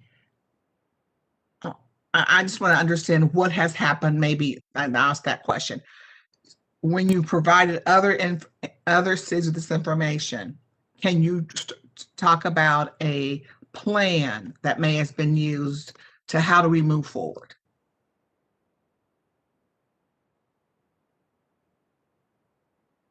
Frank, do you want to talk about your experiences with other cities? Yeah, so I think Carter hit the nail right on the head. I don't know that there is necessarily a defined way to move forward, right? I think each community is unique unto itself. I think, though, Councilwoman, you made a very astute observation that you all, as a collective body, as a whole community, has to own this, right? Secondly, there has to be an acknowledgement of the past and the present in order to move forward, and the harm that's been caused and the trauma that's been caused. Recently I was listening to an NPR segment where they were talking to Dr. Fauci, who we think is famous because of COVID, but he's actually famous because of his work in HIV. And he talked about going to a meeting with HIV activists at the time, and they hated him. They were showing up with all kinds of protests. They were burning him in effigy. And he said to one of his aides one day, "I'm going to meet with those people." And his aide said, "You're absolutely crazy. They're going to kill you." And he said, "Well, we're going to go." And he got in his car with just one aide and drove and met with the most, volatile, if you will, of the HIV activists. And he sat and he listened to them. And over time, he built a relationship with them. And then they got to a point where they had a really good relationship and they were sharing meals together at a regular basis at Dr. Fauci's house. And during one of those meals, they said to him, we're coming to the NIH campus next week, and we're going to blow your socks off with the extent of this protest. And by the way, it's going to be directed at you. And it was because they were trying to move a certain drug regimen forward. And he said, I wasn't happy about it, and I tried to talk him out of it, but the protest happened. And I had to have thick skin, and I had to understand what was going on amongst this group of people. And he said at the end of the protest, ironically, that drug regimen was adopted by NIH. And I think that really, to me, got to the essence of where we are in communities in this dialogue around policing. We all have to open our arms and open our hearts and go to places we don't want to be. And we have to listen to things we don't necessarily want to hear. We have to recognize trauma. We have to acknowledge what has happened. And we have to use that as the first step to move forward. And I think Columbus is in a very unique position, as Carter has said. I think by bringing in a neutral party, a third party, whoever that may be, that creates the opportunity for safe conversations, right? That people can say what needs to be said, and people can listen to what needs to be heard. So those would be just my initial thoughts on it. And Councilwoman, I would add that you're asking, along with others, the toughest question of all. It's relatively easy to vote on policy. I say that without having done that, but I think it's easier to vote on a new policy. It's a little bit harder to figure out what the policy is and reach agreement. But the hardest thing is to embark on this community reconciliation process, which few have done, few have tried. But it's so essential. And I think it was Councilwoman Favor who said the first step is acknowledging mistakes and recognizing trauma. And that to me seems natural. The challenge is half the protesters and half the police we talked to said, yes, when we asked the question, would you be willing to sit down with the other side and just have a conversation about this? Half of each group said, yes, we would do that. The other half said no. The public felt, in some respects, that they've said the same thing for years and nothing has happened, so they don't have trust. The police sometimes said this would just be show, it would be a political theater event, and nothing would ever come of it, and we'd just be painted as bad guys, basically. So it is a huge battle to get folks even to the table, much less to have the right kinds of conversations. But I personally, when I think of Columbus, I think of innovation. I think that this is a city that I moved to. I didn't want to move here 16 years ago. I came kicking and screaming. But now that I'm here, I'm so glad, because if any municipality, any group of people can work on this and figure it out, I think it's the folks here. So I wish we had a better answer for you other than these honest, hard conversations mediated by somebody, but based on trusted parties from both sides having a conversation. Thank you, Carter. And I guess we start with the 50% that will. You start with the 50, and hopefully as things begin to change, then, other changes will happen. So thank you for your answer. Thank you for your work. Well, thank you, Councilmember Tyson. I agree with you. We still have to start. I think this is, and thank you to the Glenn College, to U.S. Attorney Stewart, to City Attorney Klein, and everyone who contributed to this report. I think this research provides clear and tangible findings and recommendations, and hopefully this can be a strong foundation for the work that lies ahead of rebuilding trust and allowing residents to make their voices heard. So thank you so much for being a part of our agenda this evening. With that, we are actually going to get into the work of council. Where are we at council? At this time, I request the following items or ordinances to be removed from the consent portion of the agenda. Actually, there are none, Council President. My apologies. There are none to be removed this evening. That's awesome. Are there any requests by members of council for the removal of an ordinance? Seeing none, may we now have a motion to waive the reading of 30-day legislation? So moved. Second. Clerk, please call the row. Brown, Dorans, favor, Remy Tyson, President Hardin. We have no speakers on the first. Will the clerk now read into the record the ordinance numbers of 30-day legislation for tonight's agenda? Finance Committee, ordinances 898, 919-2021. Public Utilities Committee, ordinances 696, 863, 872, 926, 928, 967-2021. Technology Committee, ordinances 920 and 927-2021. Public Service and Transportation Committee, ordinance 759-2021. Thank you, Madam Clerk. The following ordinances appear on our agenda as consent actions. Will the clerk now read those ordinance numbers into the record, please? Resolution of Expression 76X-2021. Finance Committee, ordinances 703, 832, 857, 970, 977-2021. Recreation and Parks Committee, ordinances 913, 918, 972-2021. Public Safety Committee, ordinances 181, 827, 887, and 903-2021. Public Utilities Committee, ordinances 801, 831, 858, 861-2021. Technology Committee, ordinances 884 and 915-2021. Public Service and Transportation Committee, ordinances 840, 868, 902, and 925-2021. Housing Committee, ordinances 780, 816, 849, 966-2021. Criminal Justice and Judiciary Committee, ordinance 288-2021. Economic Development Committee, resolution 60X-2021, and ordinance 900-2021. Administration Committee, ordinance 999-2021. Thank you, Ms. Angie. An assist, do we have any abstentions? All right. No, sir. Sorry. May I have a motion for approval of these items designated as consent? So moved. Second. Clerk, please call the row. Brown, Dorans, favor, Remy Tyson, President Hardin.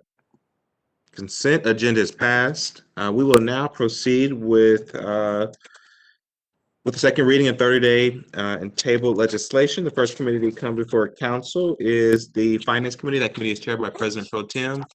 Madam Chair, the floor is yours. Thank you. First in Finance, we have ordinance 0664 to adopt the 2021 HUD Final Action Plan, which implements the second year of the 5-year consolidated plan for the CDBG Home, ESG, and HOPWA programs, to authorize the filing of the annual action plan with U.S. Department of Housing and Urban Development, to authorize the appropriation of $72,500 from the unappropriated balance of the CDBG fund and to declare an emergency. The 2021 annual action plan combines into a single document the application and planning process for the federal housing and urban development grants that are listed in the title. These federal dollars represent important investments in Columbus neighborhoods that focus on housing, development, and infrastructure. As a condition of receiving these grants, the city is required to submit a 5-year plan with an annual plan to allocate funding in each of the years. Council adopted and authorized the submission of the 20 to 24 plan with ordinance 2162-2019. In December of last year, Council approved the adoption of the proposed 2021 annual action plan to allocate funding this year. However, HUD directed the city to submit the 21 plan again once final award allocations were determined. So this occurred on March 9th, when the city received the award letter detailing the final HUD allocations. In response, this ordinance authorizes the adoption of the 21 HUD final annual action plan. This ordinance is being considered as an emergency to ensure the timely submission to HUD. Are there any questions from colleagues? Seeing none, I move for passage. Second. Clerk, please call the roll. Brown, Dorans, favor, Remy Tyson, President Hardin. Passed. Thank you. Next is 0784-2021 to amend the 2020 capital improvement budget, authorize the Director of Finance and Management to enter into contract on behalf of the Office of Construction Management with R.W. Setterlin for the renovation of Fire Station 23 Bay Extension, to authorize the transfer of $1,127,288.45 between projects within the public safety voted bond fund and to authorize the expenditure of $1,127,780 from the public safety voted bond fund.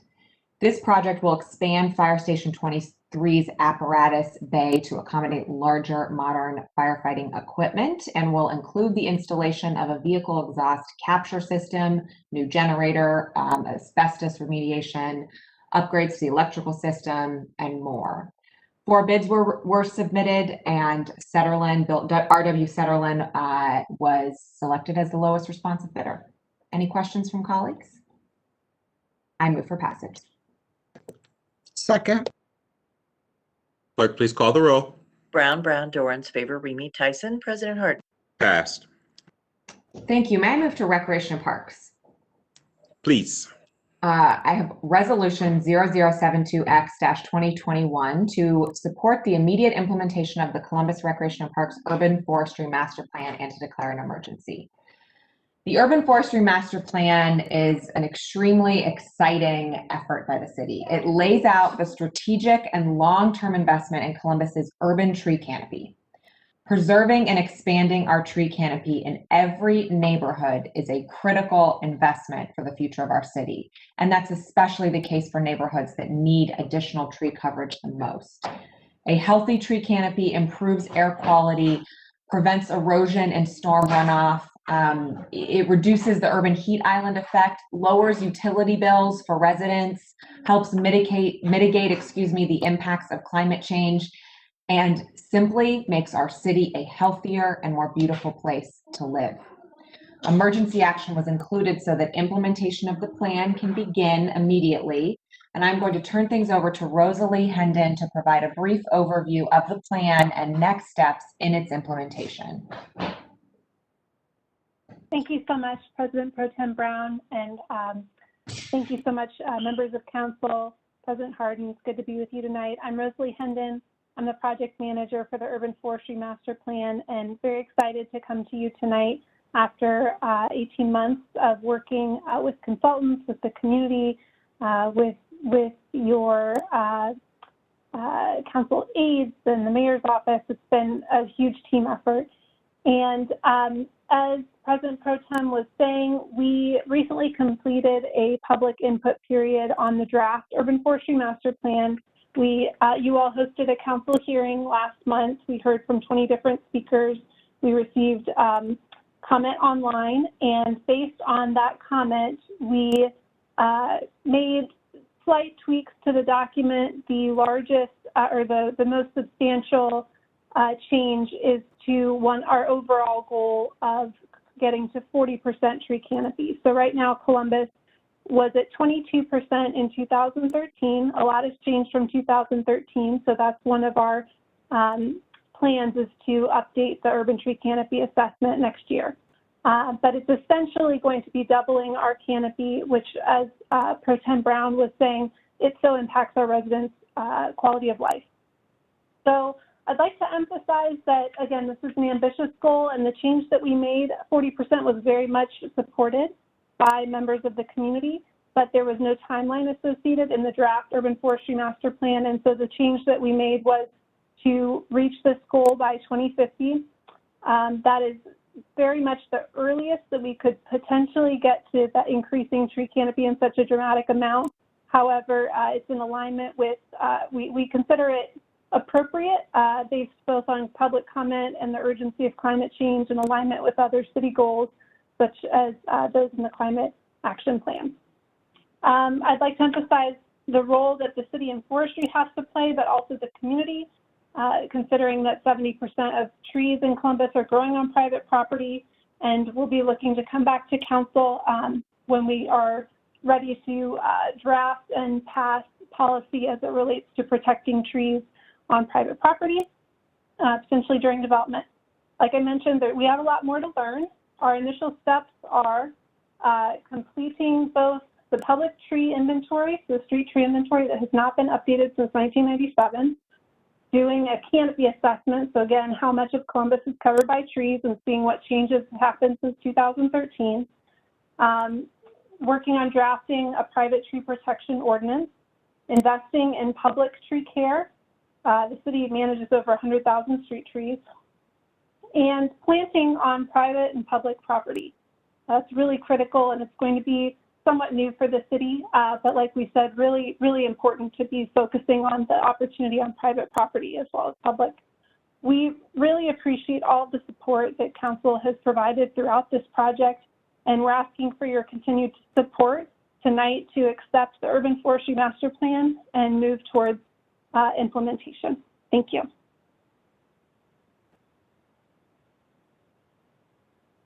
Thank you so much, Rosalie. That mute button is so elusive sometimes. I really appreciate all the efforts of the department and my colleagues who attended a lengthy and well-attended hearing with residents, and we know how much passion there is for this work across the city.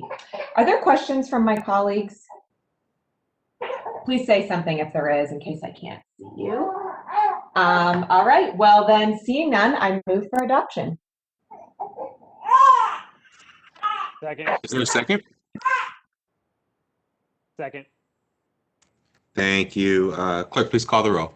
Brown, Dorans, favor, Remy Tyson. President Hardin.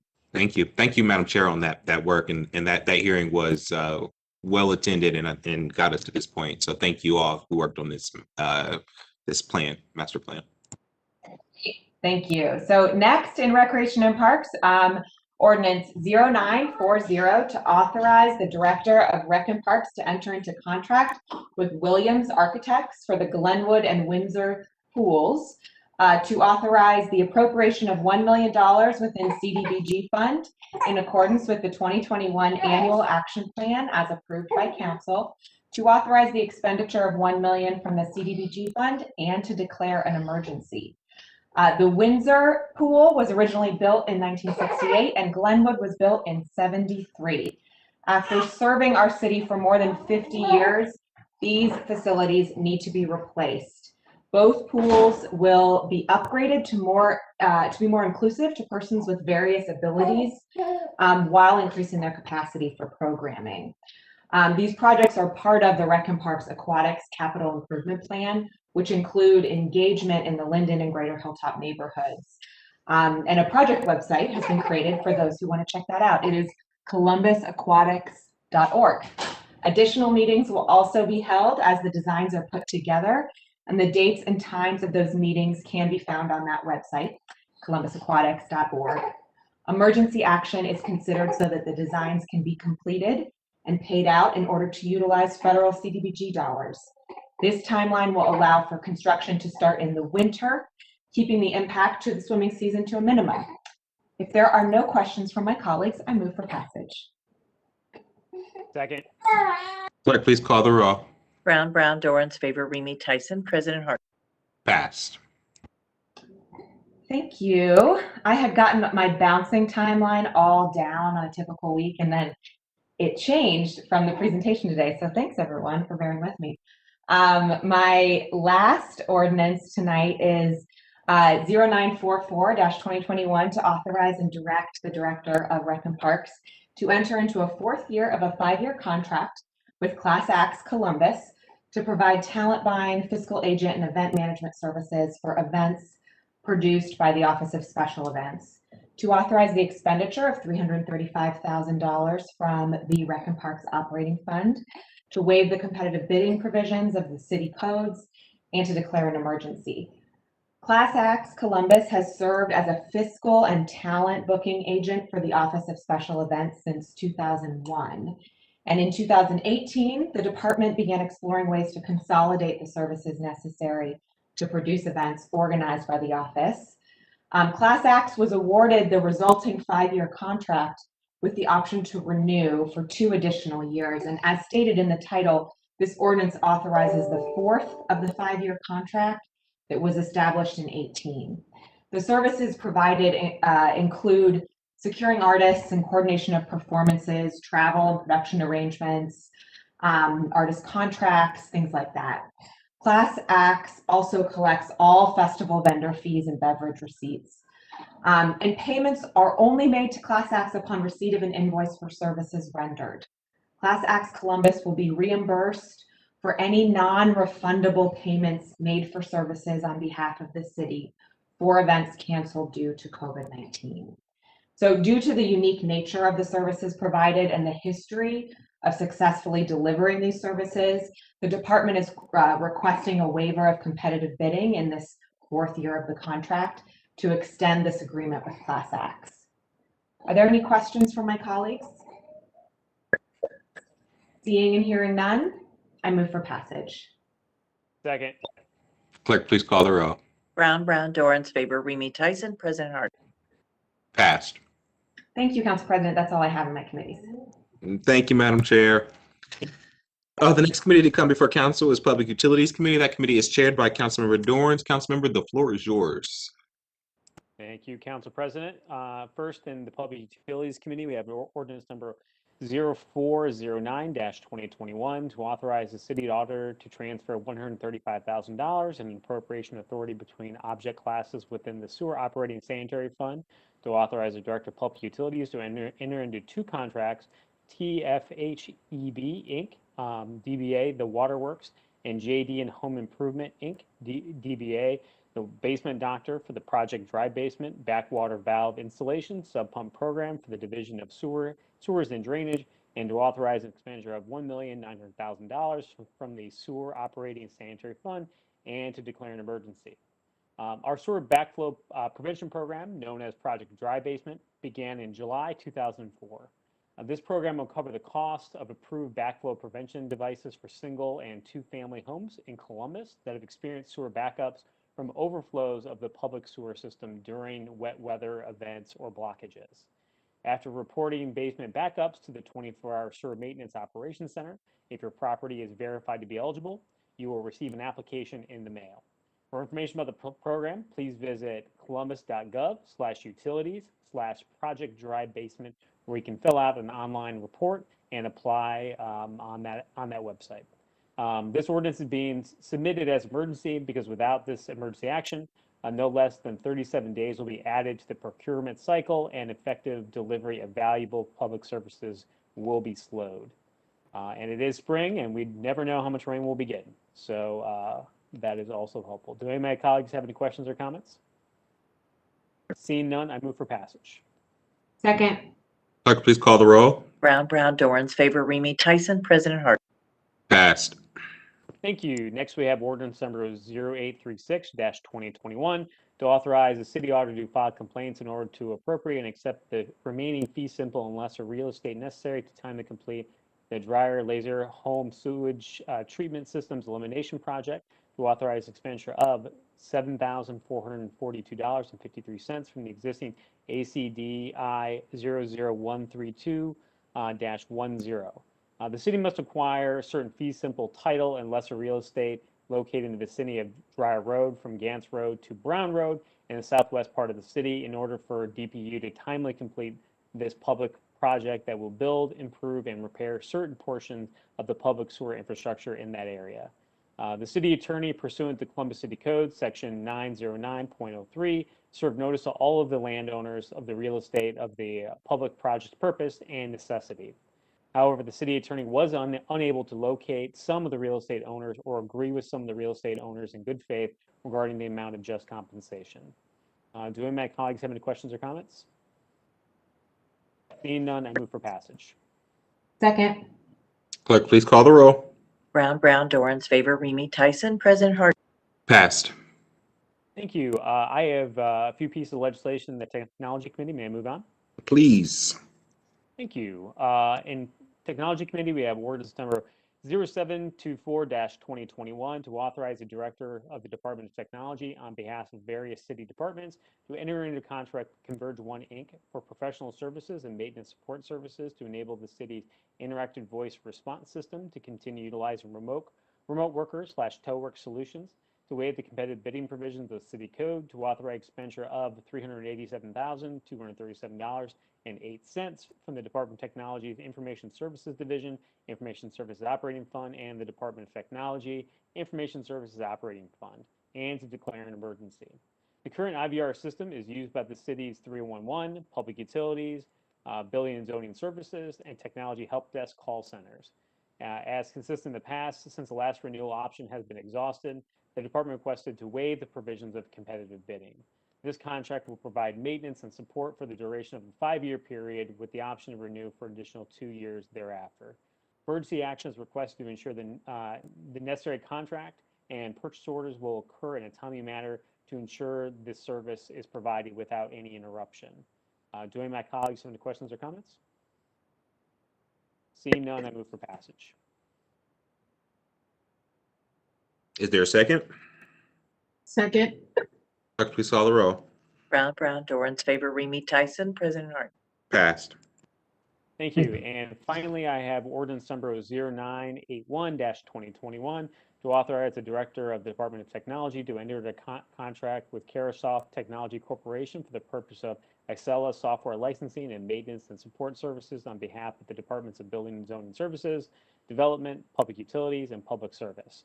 To waive the competitive bidding provisions of the Columbus City Code, to authorize the expenditure of $469,100.66 from the Department of Technology and Information Services Operating Fund, and to declare an emergency. Passage of this ordinance will ensure continuation of software maintenance and support services for the Excella systems used by the Department of Building and Zoning Services, Development, Public Utilities, and Public Service. Services include technical assistance, support upgrades, and telephone support services for the Excella automation system application used to issue building permits, track code enforcement activities, and monitor the performance of one-stop shop. Without passage of this legislation, the Department of Technology will lose the ability to maintain the city's permitting system, removing the ability to provide web access for building permits, data information utilized by citizens regarding issues such as building permits and inspections. Emergency action is requested tonight to expedite authorization of this contract to ensure continuation of services from this supplier. Do any of my colleagues have any questions or comments? Seeing none, I move for passage. Second. Clerk, please call the roll. Brown, Dorans, favor, Remy Tyson, President Harden. Pass. Thank you, Council President. That's all I have in my committees this evening. Thank you, Mr. Chair. The next committee to come before council is the Housing Committee. The committee is chaired by Councilmember Favor. Councilmember, the floor is yours. Thank you, Council President Hardin. Tonight in housing, we have several ordinances, a few that just passed on consent, and the remainder that I will read shortly, totaling $6,845,000 in housing investments. Before I get into these ordinances, I'd like to turn it over to Director Stevens to give an overview of the investments we will see tonight. Director Stevens?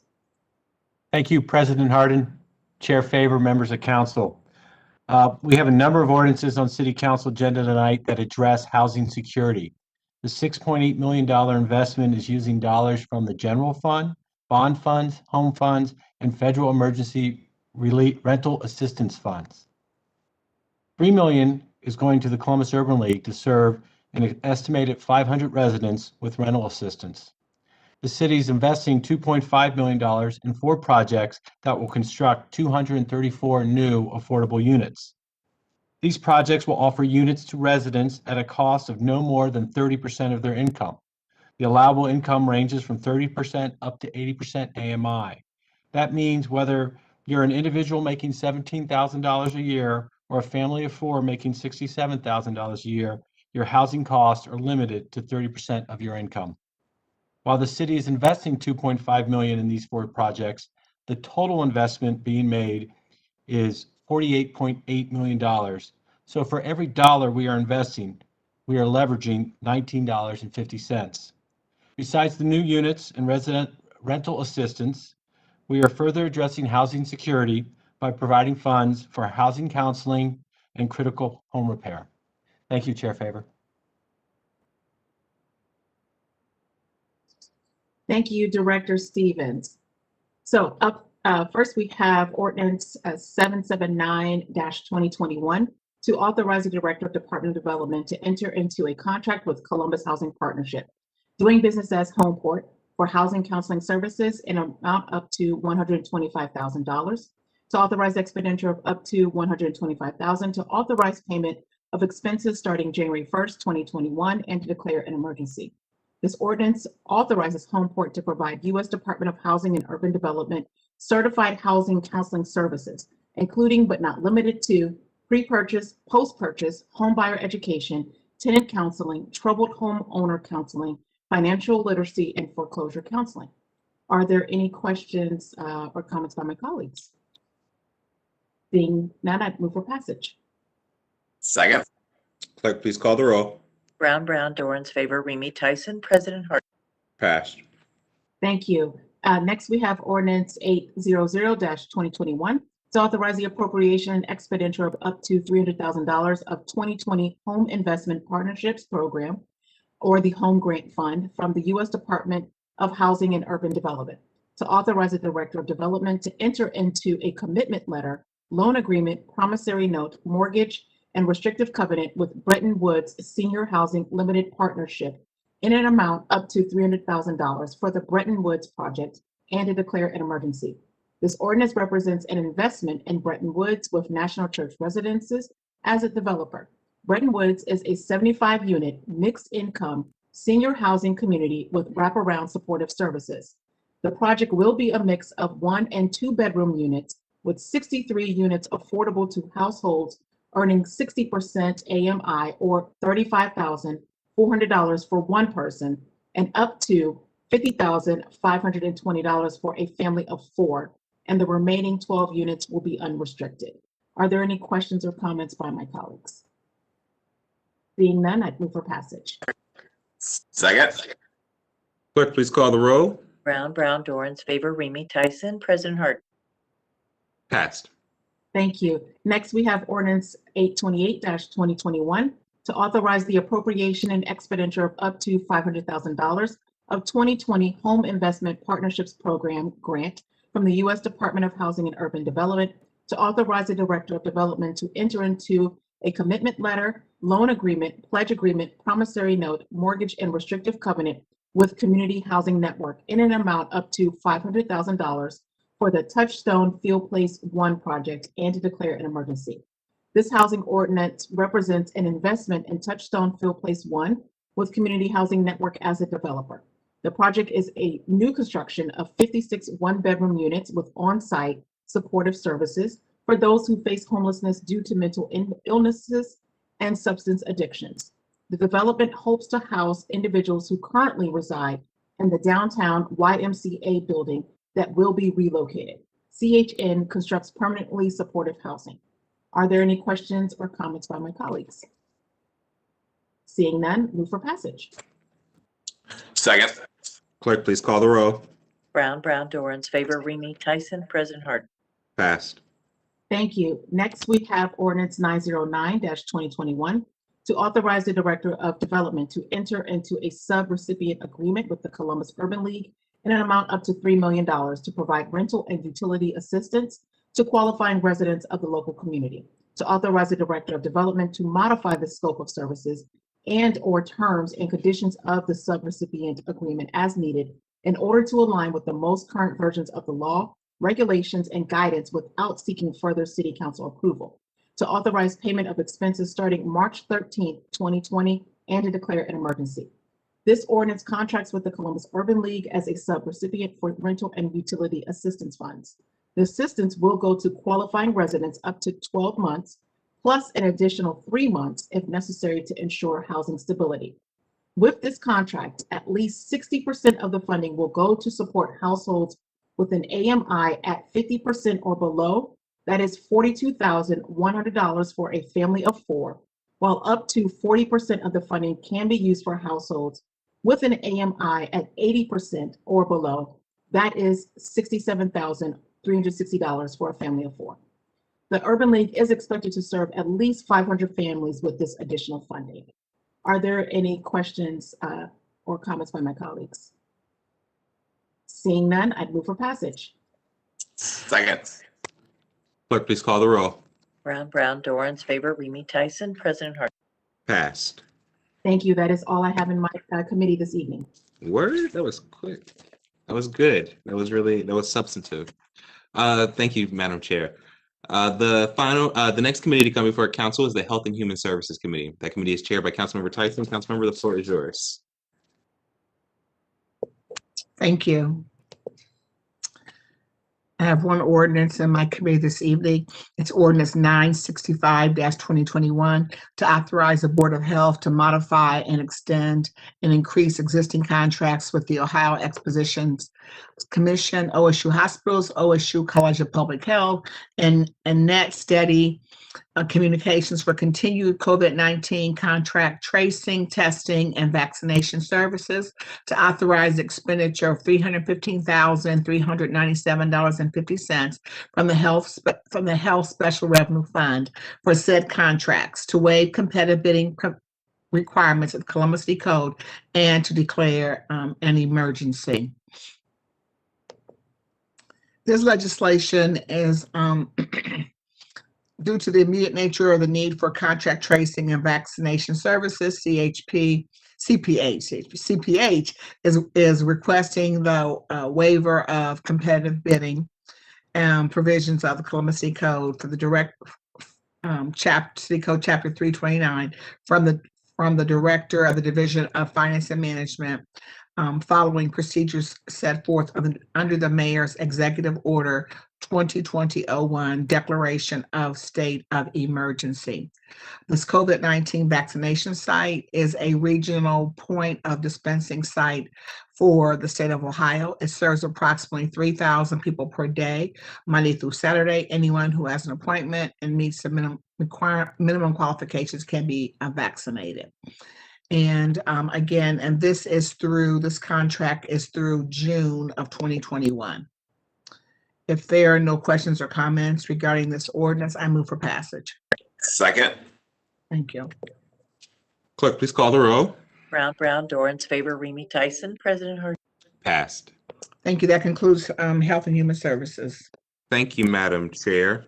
The final committee to come before council is the Rules and Reference Committee, and appointments fall into this committee, and I chair this committee. This evening, we are hearing the appointments for the Civilian Review Board. Nominees for the board were invited to participate in a hearing that council held last Tuesday. During this hearing, members of the public and council members were able to hear directly from the nominees about their backgrounds and why they wish to serve. Council is also advancing two additional nominees this evening, Aaron Thomas and Brooke Burns. These additions are designed to improve the perspective and diversity of this body. Mr. Aaron Thomas works at OSU's Medical College as the Aspire Research Program Coordinator. As a gay Black man, he strives to increase the diverse representation in the health and research community as a path to improving health equity. Mr. Thomas is the only LGBTQ nominee. Ms. Brooke Burns serves as Chief Counsel for the Juvenile Department of the Office of Ohio Public Defender. She has extensive experience with youth mental health, law enforcement, and the judicial system. These will not only better position this board to represent the community, but also it will improve the board's compliance with the needed diversity articulated in the charter. Before we move through all the appointments, I'd like to give Aaron Thomas and Ms. Brooke Burns an opportunity to address council, similarly to how the other nominees addressed council last week. So we'll start with Mr. Thomas. If you are with us, you'd have 3 minutes. If you just provide some background about yourself and discuss why you'd like to serve on this board. The floor is yours, sir. Thank you, Shannon, for having me today. And thank you to all of the city council members. Again, my name is Aaron Thomas, and I work for the Ohio State University College of Medicine, where I am tasked with making a way forward for members of historically excluded groups into the health sciences for advanced degrees and then on to practice medicine of some form. I originally applied for this position on the Civilian Review Board as someone who believes that to enact change, you do need to have skin in the game. And when the call was open for community members, I applied because I really saw this as an opportunity to have my voice heard for my community. I am a resident of the Near East Side. I've lived here for 10 years. and I've been involved in the community in several different facets, namely through the Partners Achieving Community Transformation. I have served in volunteer capacities at Kaleidoscope Youth Center, the Greater Columbus Empowerment Center, through Equitas Health, and I believe, as I said in my original interview with the board, I believe that I can bring a level of trust and discipline and respect to decisions that are made about police conduct. I believe that I have a point of view that is worthy of being considered in decisions that are made that impact the public safety of many people. I believe as a member of the LGBTQ community, it is imperative that, specifically a Black member of the community, it is imperative that we are represented in these issues, as many of us face homelessness, we face addiction, we face legal issues. And so having that perspective go into decisions that are made by police, for the public, for police, I think is really, really important. And I am thankful for this opportunity to be considered. I do believe that the board needs more representation. And I was, much like many other people, mildly disappointed when the names of those and their positions and their uh, ethnicities and all of that were made public, because it didn't really feel representative of our community in Columbus. And one thing that the people of Columbus are asking for is representation. They're looking for people with similar backgrounds as them, people who may not be necessarily connected into the system of Columbus, but are just general members of the community. And I do believe I represent that well. I believe that I work with an incredible sense of integrity. My motto is to do things in good and decent order. And I think that is a perspective that the Citizen Review Board definitely needs to give it some honesty. And I think that may make people more willing to trust the work that the Civilian Review Board is doing. Thank you so much, Mr. Thomas, for your advocacy, for your willingness to apply to serve on this board, and to be representative of our community. Appreciate you.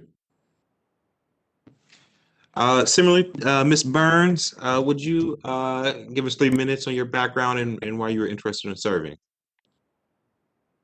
Yes, thank you, Council President Hardin and other council members.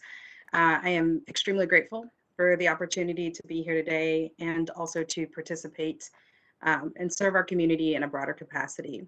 As President Hardin mentioned, I'm Brooke Burns. I am Chief Counsel of the Juvenile Department at the Office of the Ohio Public Defender.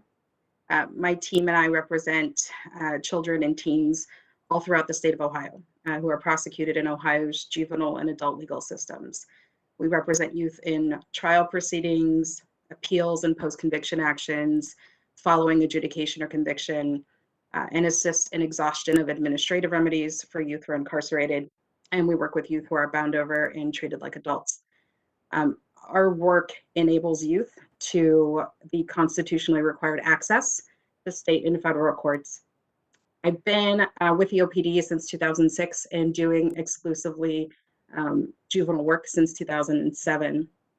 But in addition to kind of that direct representation that we do in court, I also have served on and continue to serve on a number of boards and commissions that are related to justice and equity issues, including the Governor's Council on Juvenile Justice, Ohio's Criminal Sentencing Commission, and the Juvenile Detention Alternatives Initiative, Executive Leadership Committee. All of those things are geared towards figuring out, coming up with solutions for how we can bring change and reform to our justice systems. Most recently, I served on the Columbus Community Safety Advisory Commission, which included heading up the training subcommittee. Because of that work, I became very, very familiar with the curriculum that cadets learn as they're going through the police academy and CDP, and of their policies and practices generally. Personally, I'm a Cincinnati native, but I have lived in Columbus for over 20 years now, and in the Near East area of the city for the last 10. My husband and I are raising our kids here. We send our kids to Columbus City schools, and have spent the last 10 years engaging in issues and volunteering with and on behalf of youth and families in our community. I work with a couple of nonprofits, Urban Connections and Lower Lights Christian Health Center, both of which serve under-resourced communities.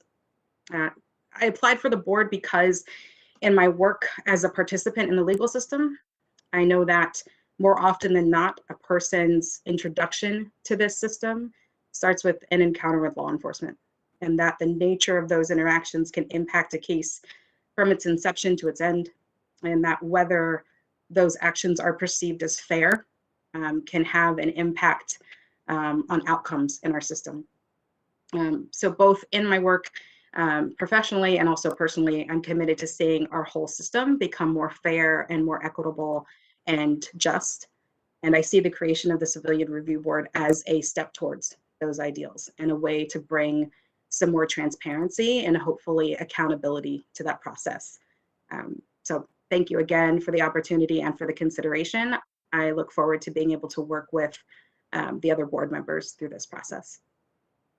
Thank you so much to Ms. Burns and Mr. Thomas for your willingness to serve, even after not initially being selected for the first 9. You were willing to put that aside and still say, I would like to be a part of this, and I appreciate you putting the work of the Civilian Review Board in front of yourself and your willingness. So I appreciate that. I'll now proceed through the appointments as they appear on the agenda, starting with A0076-2021, the appointment of Mark Fluharty at 761 Robbins Loop Court, Reynoldsburg, Ohio, 43068, to serve on the Civilian Police Review Board with a new term expiration date of April 30th, 2024. Are there any questions or comments from my colleagues? Seeing none, I move for passage. Second. Clerk, please call the roll. Brown, Dorans, favor, Remy Tyson, President Hardin. Adopted. Next, A0077-2021, appointment of Ms. Janet Jackson, 2865 Castlewood Road, Columbus, Ohio, 43209, to serve on the Civilian Police Review Board with a new term expiration date of April 30th, 2023. Are there any questions or comments from my colleagues? Seeing none, I move for passage. Second. Clerk, please call the roll. Brown, Dorans, favor, Remy Tyson, President Hardin. Appointed.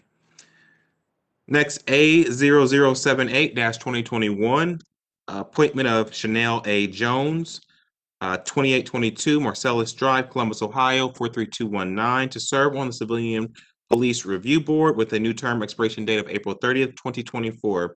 Are there any questions or comments from my colleagues? Seeing none, I move for passage. Second. Clerk, please call the roll. Brown, Dorans, favor, Remy Tyson, President Hardin. Appointed. Next is A0079-2021, the appointment of Willard McIntosh Jr., 2830 Scottwood Road, Columbus, Ohio, 43209, to serve on the Civilian Police Review Board with a new term expiration date of April 30th, 2024. Are there any questions or comments from my colleagues? Seeing none, I move for passage. Second. Please call the roll. Brown, Dorans, favor, Remy Tyson, President Hardin. Next appointment is A0080-2021, appointment of Richard Nathan, 458 Maplebrook Drive East, Westerville, Ohio, 43082, to serve on the Civilian Review Board with a new term expiration date of April 30th, 2023. Are there any questions or comments from my colleagues? Seeing none, I move for passage. Second. Clerk, please call the roll. Brown, Dorans, favor, Remy Tyson, President Hardin. Next, appointed. Next is appointment A0081-2021, the appointment of Randall Sistrunk, 3765 Esquire Drive, Canal Winchester, Ohio, 43110, to serve on the Civilian Police Review Board with a new term expiration date of April 30th, 2023. Are there any questions or comments from my colleagues? Seeing none, I move for passage. Second. Clerk, please call the row. Brown, Dorans, favor, Remy Tyson, President Hardin. Appointed. The next appointment to come before council is A0082-2021. The appointment of Kyle Strickland, 135 West 6th Avenue, Columbus, Ohio, 43201, to serve on the Civilian Police Review Board with a new term expiration date of April 30th, 2023. There are three speakers, public speakers on this nomination. The first speaker is Kelly Capitosto. Yes, hello. Welcome to council. Hi, good evening. Thank you so much, Council President Hardin, for the opportunity to speak. Thank you, other council members. My name is Kelly Capitosto, and I'm here to show support for my colleague and friend, Kyle Strickland, and his confirmation to the Civilian Police Review Board. Kyle is uniquely positioned for this role. As a Harvard-trained lawyer and senior legal analyst, he has a clear understanding of the justice system and how it operates. Through our work at Kerwin, he also holds expertise on key issues like systemic racism and how a bias can show up in the decision-making process, a perspective that is both incredibly rare and valuable to a decision-making body like a Civilian Police Review Board. There's no question that he is an excellent fit for this role in our city. And ordinarily, Kyle's credentials need no support. However, he has recently received public criticism for a social media post in response to the tragic loss of Ma'Khia Bryant. And I believe it would be a considerable mistake if unfounded perceptions and misconceptions over a few lines of text on social media get to define this narrative on Kyle's qualifications and the ability to perform this role with excellence and impartiality, which has otherwise been unquestionable. Ironically, that's exactly the tension that Kyle was speaking to, this urgency to pull apart every detail at the expense of seeing this big picture and doing the right thing. Right now, the rest of the country is watching Columbus, Ohio. They're hoping to see that we set a positive example and take these issues around policing and community trust seriously. They're looking to see our city take sustained, concrete steps to address historic wrongs and systemic racism. And a big piece of that means who is representing us as a part of the civilian review. Having a diverse panel of representatives with skills and experiences that as a group come together to create fairness, balance, and wise decision-making. So let's not lose sight of that big picture and the clear value that Kyle adds to this board. Kyle has a very strong reputation for promoting justice, fairness, and equity through every opportunity that he's taken on. I have seen this through our many projects together, but it's very apparent through his credentials, his work, and his willingness to speak out on these difficult issues, which is what makes him such an excellent fit for this role. So I would be happy to have Kyle Strickland represent myself, our city, through the Civilian Review Board, and I humbly ask that you all make the decision to confirm his appointment to the board tonight. Thank you all. Thank you, Ms. Kelly. I appreciate your comment. Are there any questions or comments for Ms. Capitosto? Thank you, Ms. Kelly. The next speaker to come before council is Cameron Granger. I forgot to say this before. You have 3 minutes, but Ms. Kelly came in right under that, so you have 3 minutes. Can y'all hear me? Am I? Yes. Okay, cool. All right. Hey y'all, thank you for having me here. I'm gonna try and be as brief as possible. My name's Cameron Granger, and I'm an artist that's been living in the city for about 8 years now, and I love it from the very bottom of my heart. And I want to, I've had the pleasure of working with Kyle in the past, and I want to support his appointment to this board. In the 8 years that I've been here, I've seen Columbus Police Department kill over 44 people, and 7 of those, like Ma'Khia Bryant, were children. Police kill around 3 people a day, and since 2005, out of the 15,000 police killings, only 7 of them have ended in conviction. I'm deeply aware of the chokehold that the Fraternal Order of Police has had city leadership in since the passing of Ohio's Code 4117 in the 80s. I'm deeply aware of situations like the one in 2009, where when asked to take a pay freeze so that the city could fund basic public services like trash, sanitation, and water, how every other public service union except the Fraternal Order of Police agreed to take the freeze. I'm also aware of how they sued Mayor Coleman for even asking them to do so, and how when asked why they refused, their leadership replied, "Because we're the police." To be quite honest, I have no faith in the system, but I do have faith in my people and in my communities and in people in my community like Kyle Strickland. My understanding is that the Civilian Review Board is supposed to act in the interest of the city's people and its communities to push back on the unchecked actions of the CPD and the Fraternity of Police. But I'm not so sure. I want to know who is this board meant to serve, and what exactly are we doing here? The Civilian Review Board holds the likes of a former cop, or as it stands right now, could hold the likes of a former police officer, an ex-judge, a policewoman's wife, and a former employee of the mayor's office. This isn't what my communities here look like. The fact that Kyle's position is being questioned for humanizing a 16-year-old Black girl whose life was stolen, one who called the police for help and ended up dead, caused not only the efficacy of the Police Review Board into question, but also the entire leadership of our city. When Kyle spoke those words, I believe he was doing exactly what someone of this position should be doing, advocating for the humanity of our people and standing by our side. Earlier, the council was asking, the council and other members were asking, how do we get the community to work with us? Well, I think there's one of the ways to do that is right here in front of us. Because we know who protects the police, but who protects us? That's what I'm asking y'all today. And yeah, that's all I have. So thank you. Thank you so much, Mr. Granger. Are there any questions or comments for Mr. Granger? Thank you. The last speaker to come before council is Ms. Jasmine Ayers. Good evening, everybody, and good evening, council members. Thank you for allowing me to give testimony on the Civilian Review Board applicants, in particular, my support for Kyle Strickland. As someone who has served on a committee at the pleasure of the mayor, I can attest to what sometimes appears to be a bit of chaos and confusion. People who are selected or appointed to these things are often given very short notice before there is a public announcement from the administration, and our names and pictures are plastered on every website and news station. In my experience, participants are not giving any media or social media training, codes of conduct, or even a short list of expectations. We are community members and advocates, not mind readers.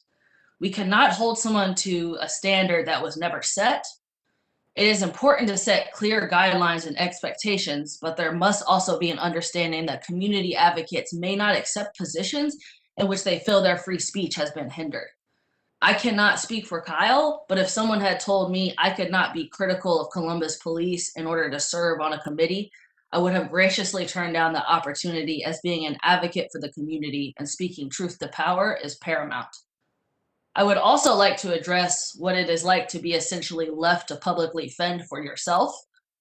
After my name was announced for the Civilian Review Board Committee, I received so much hostility on Facebook, I felt the need to reach out to Columbus Police for help monitoring my social media for threats. When the mayor's office does not strongly support the people they appoint, it is actually dangerous. I intentionally did not make a Facebook post about this situation for fear of escalating tensions and putting Kyle in physical danger.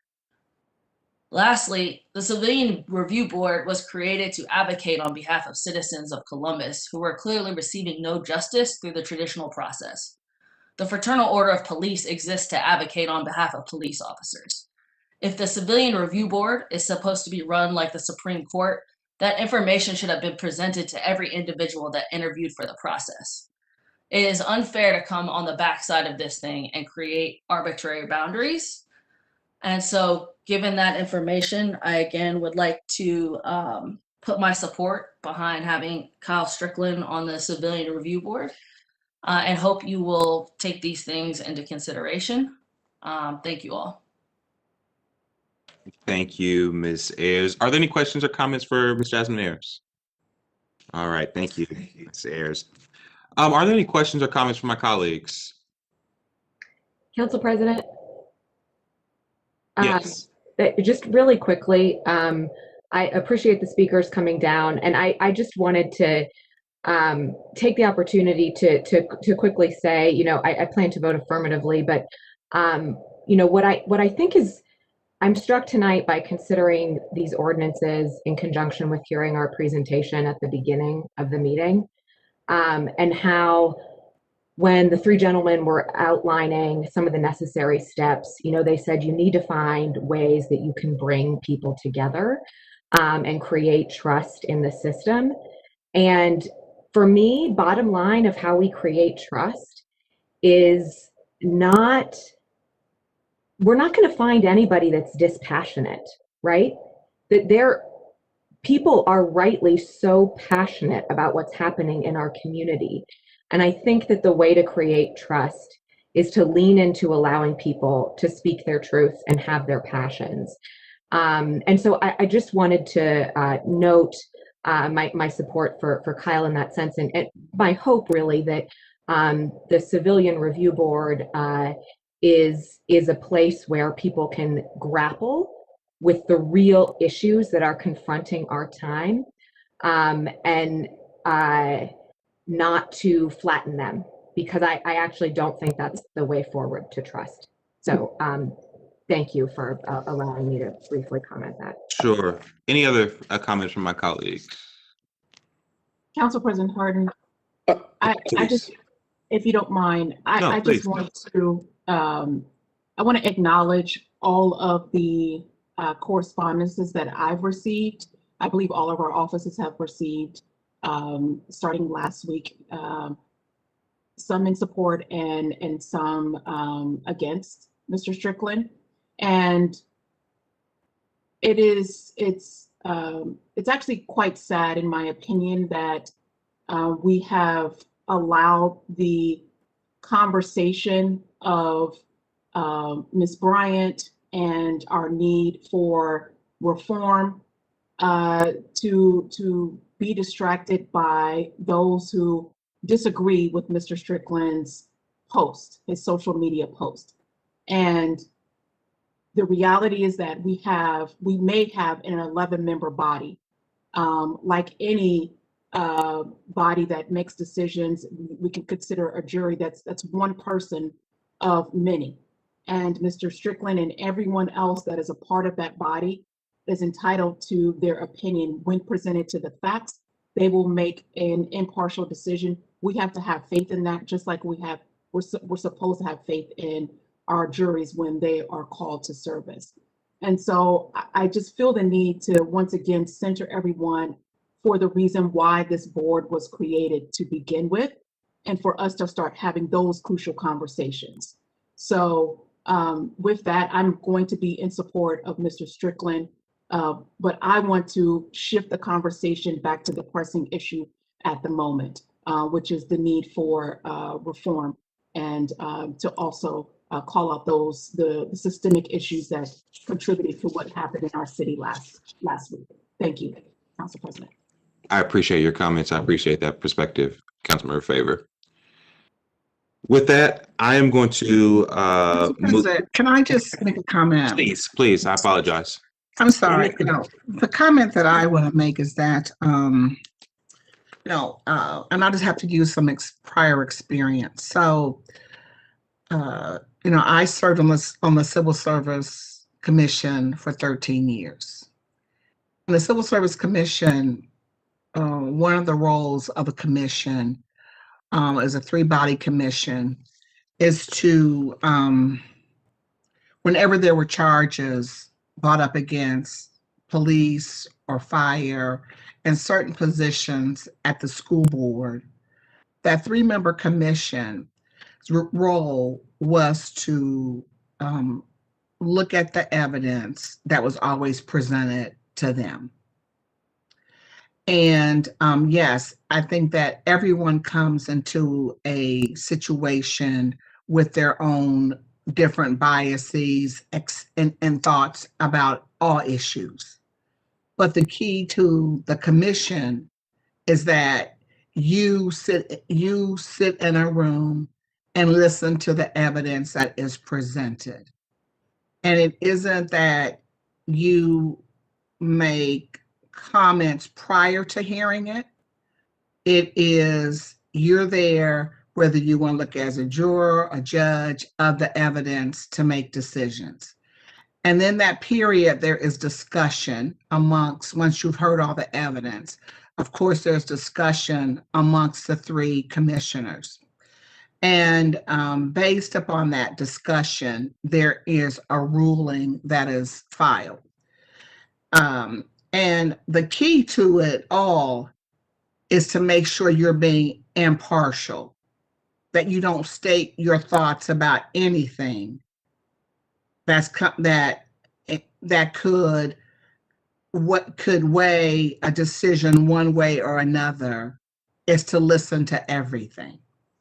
So, and that's kind of the experience that I bring. And even with that, there were times where the city presented its case, and based upon the evidence that evidence of that hearing, it wasn't that the 3 people voted for the city, that didn't happen. We didn't vote for the city every time because you listened to the evidence.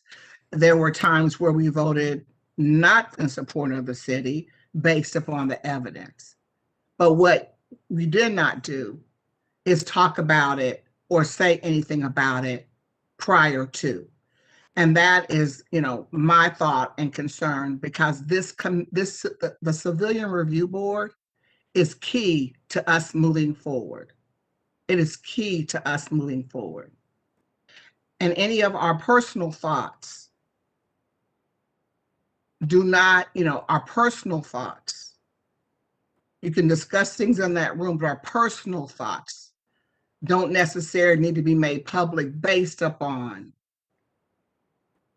the work of a Civilian Review Board, the Civil Service Commission, whether you're being a juror in a courtroom. You have to make sure you are being very cautious about what is said, because we want to be viewed as a fair body that will make decisions that will certainly, some go against the police and will certainly go against the city. So those are just my thoughts of being in a situation for 13 years, like a body that had to make decisions regarding police, fire, and some school board members. Thank you. Thank you, Council Councilman. President, Please. I wanted to be perfectly clear. I appreciate anyone's passion. I appreciate anyone's concern and interest, and I respect their particular position. However, as the only person who's had experience with the Civilian Review Board over 25 years ago, impartiality and objectivity is absolutely, unequivocally imperative. And if you talk about a case before, or convey your feelings before you are actually put in a position to do that, that, in my opinion, excludes you.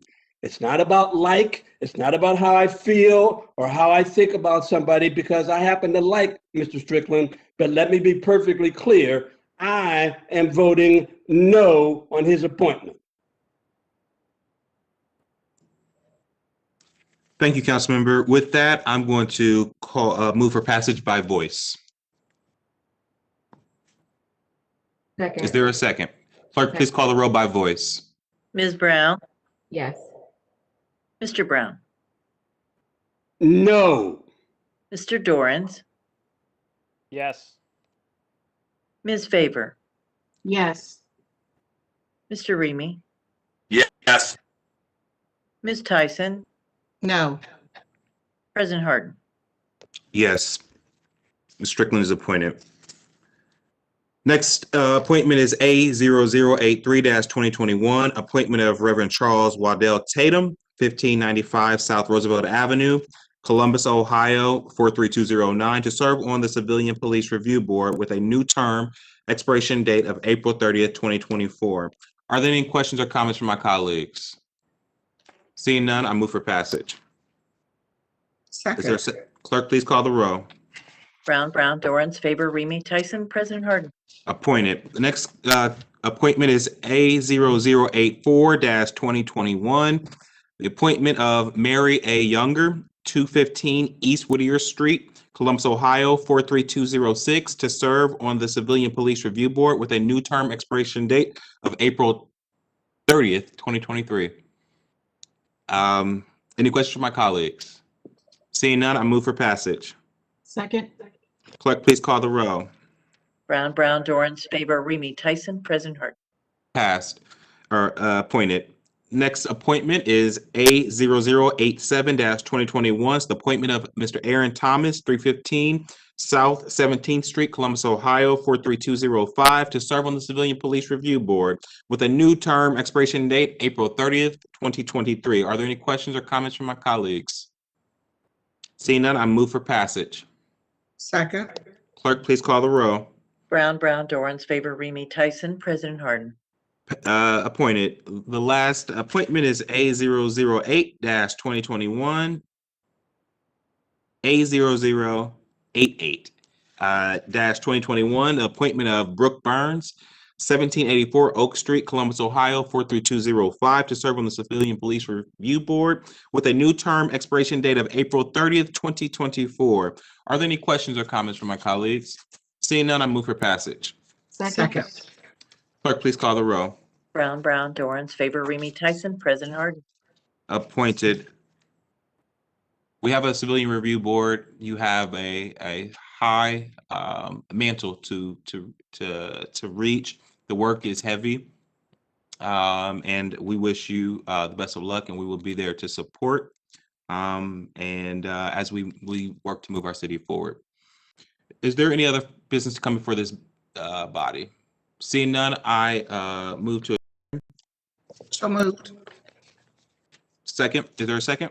Second. Clerk, please call the roll. Brown, Dorans, favor, Remy Tyson, President Harden. Adjourned. We have one speaker.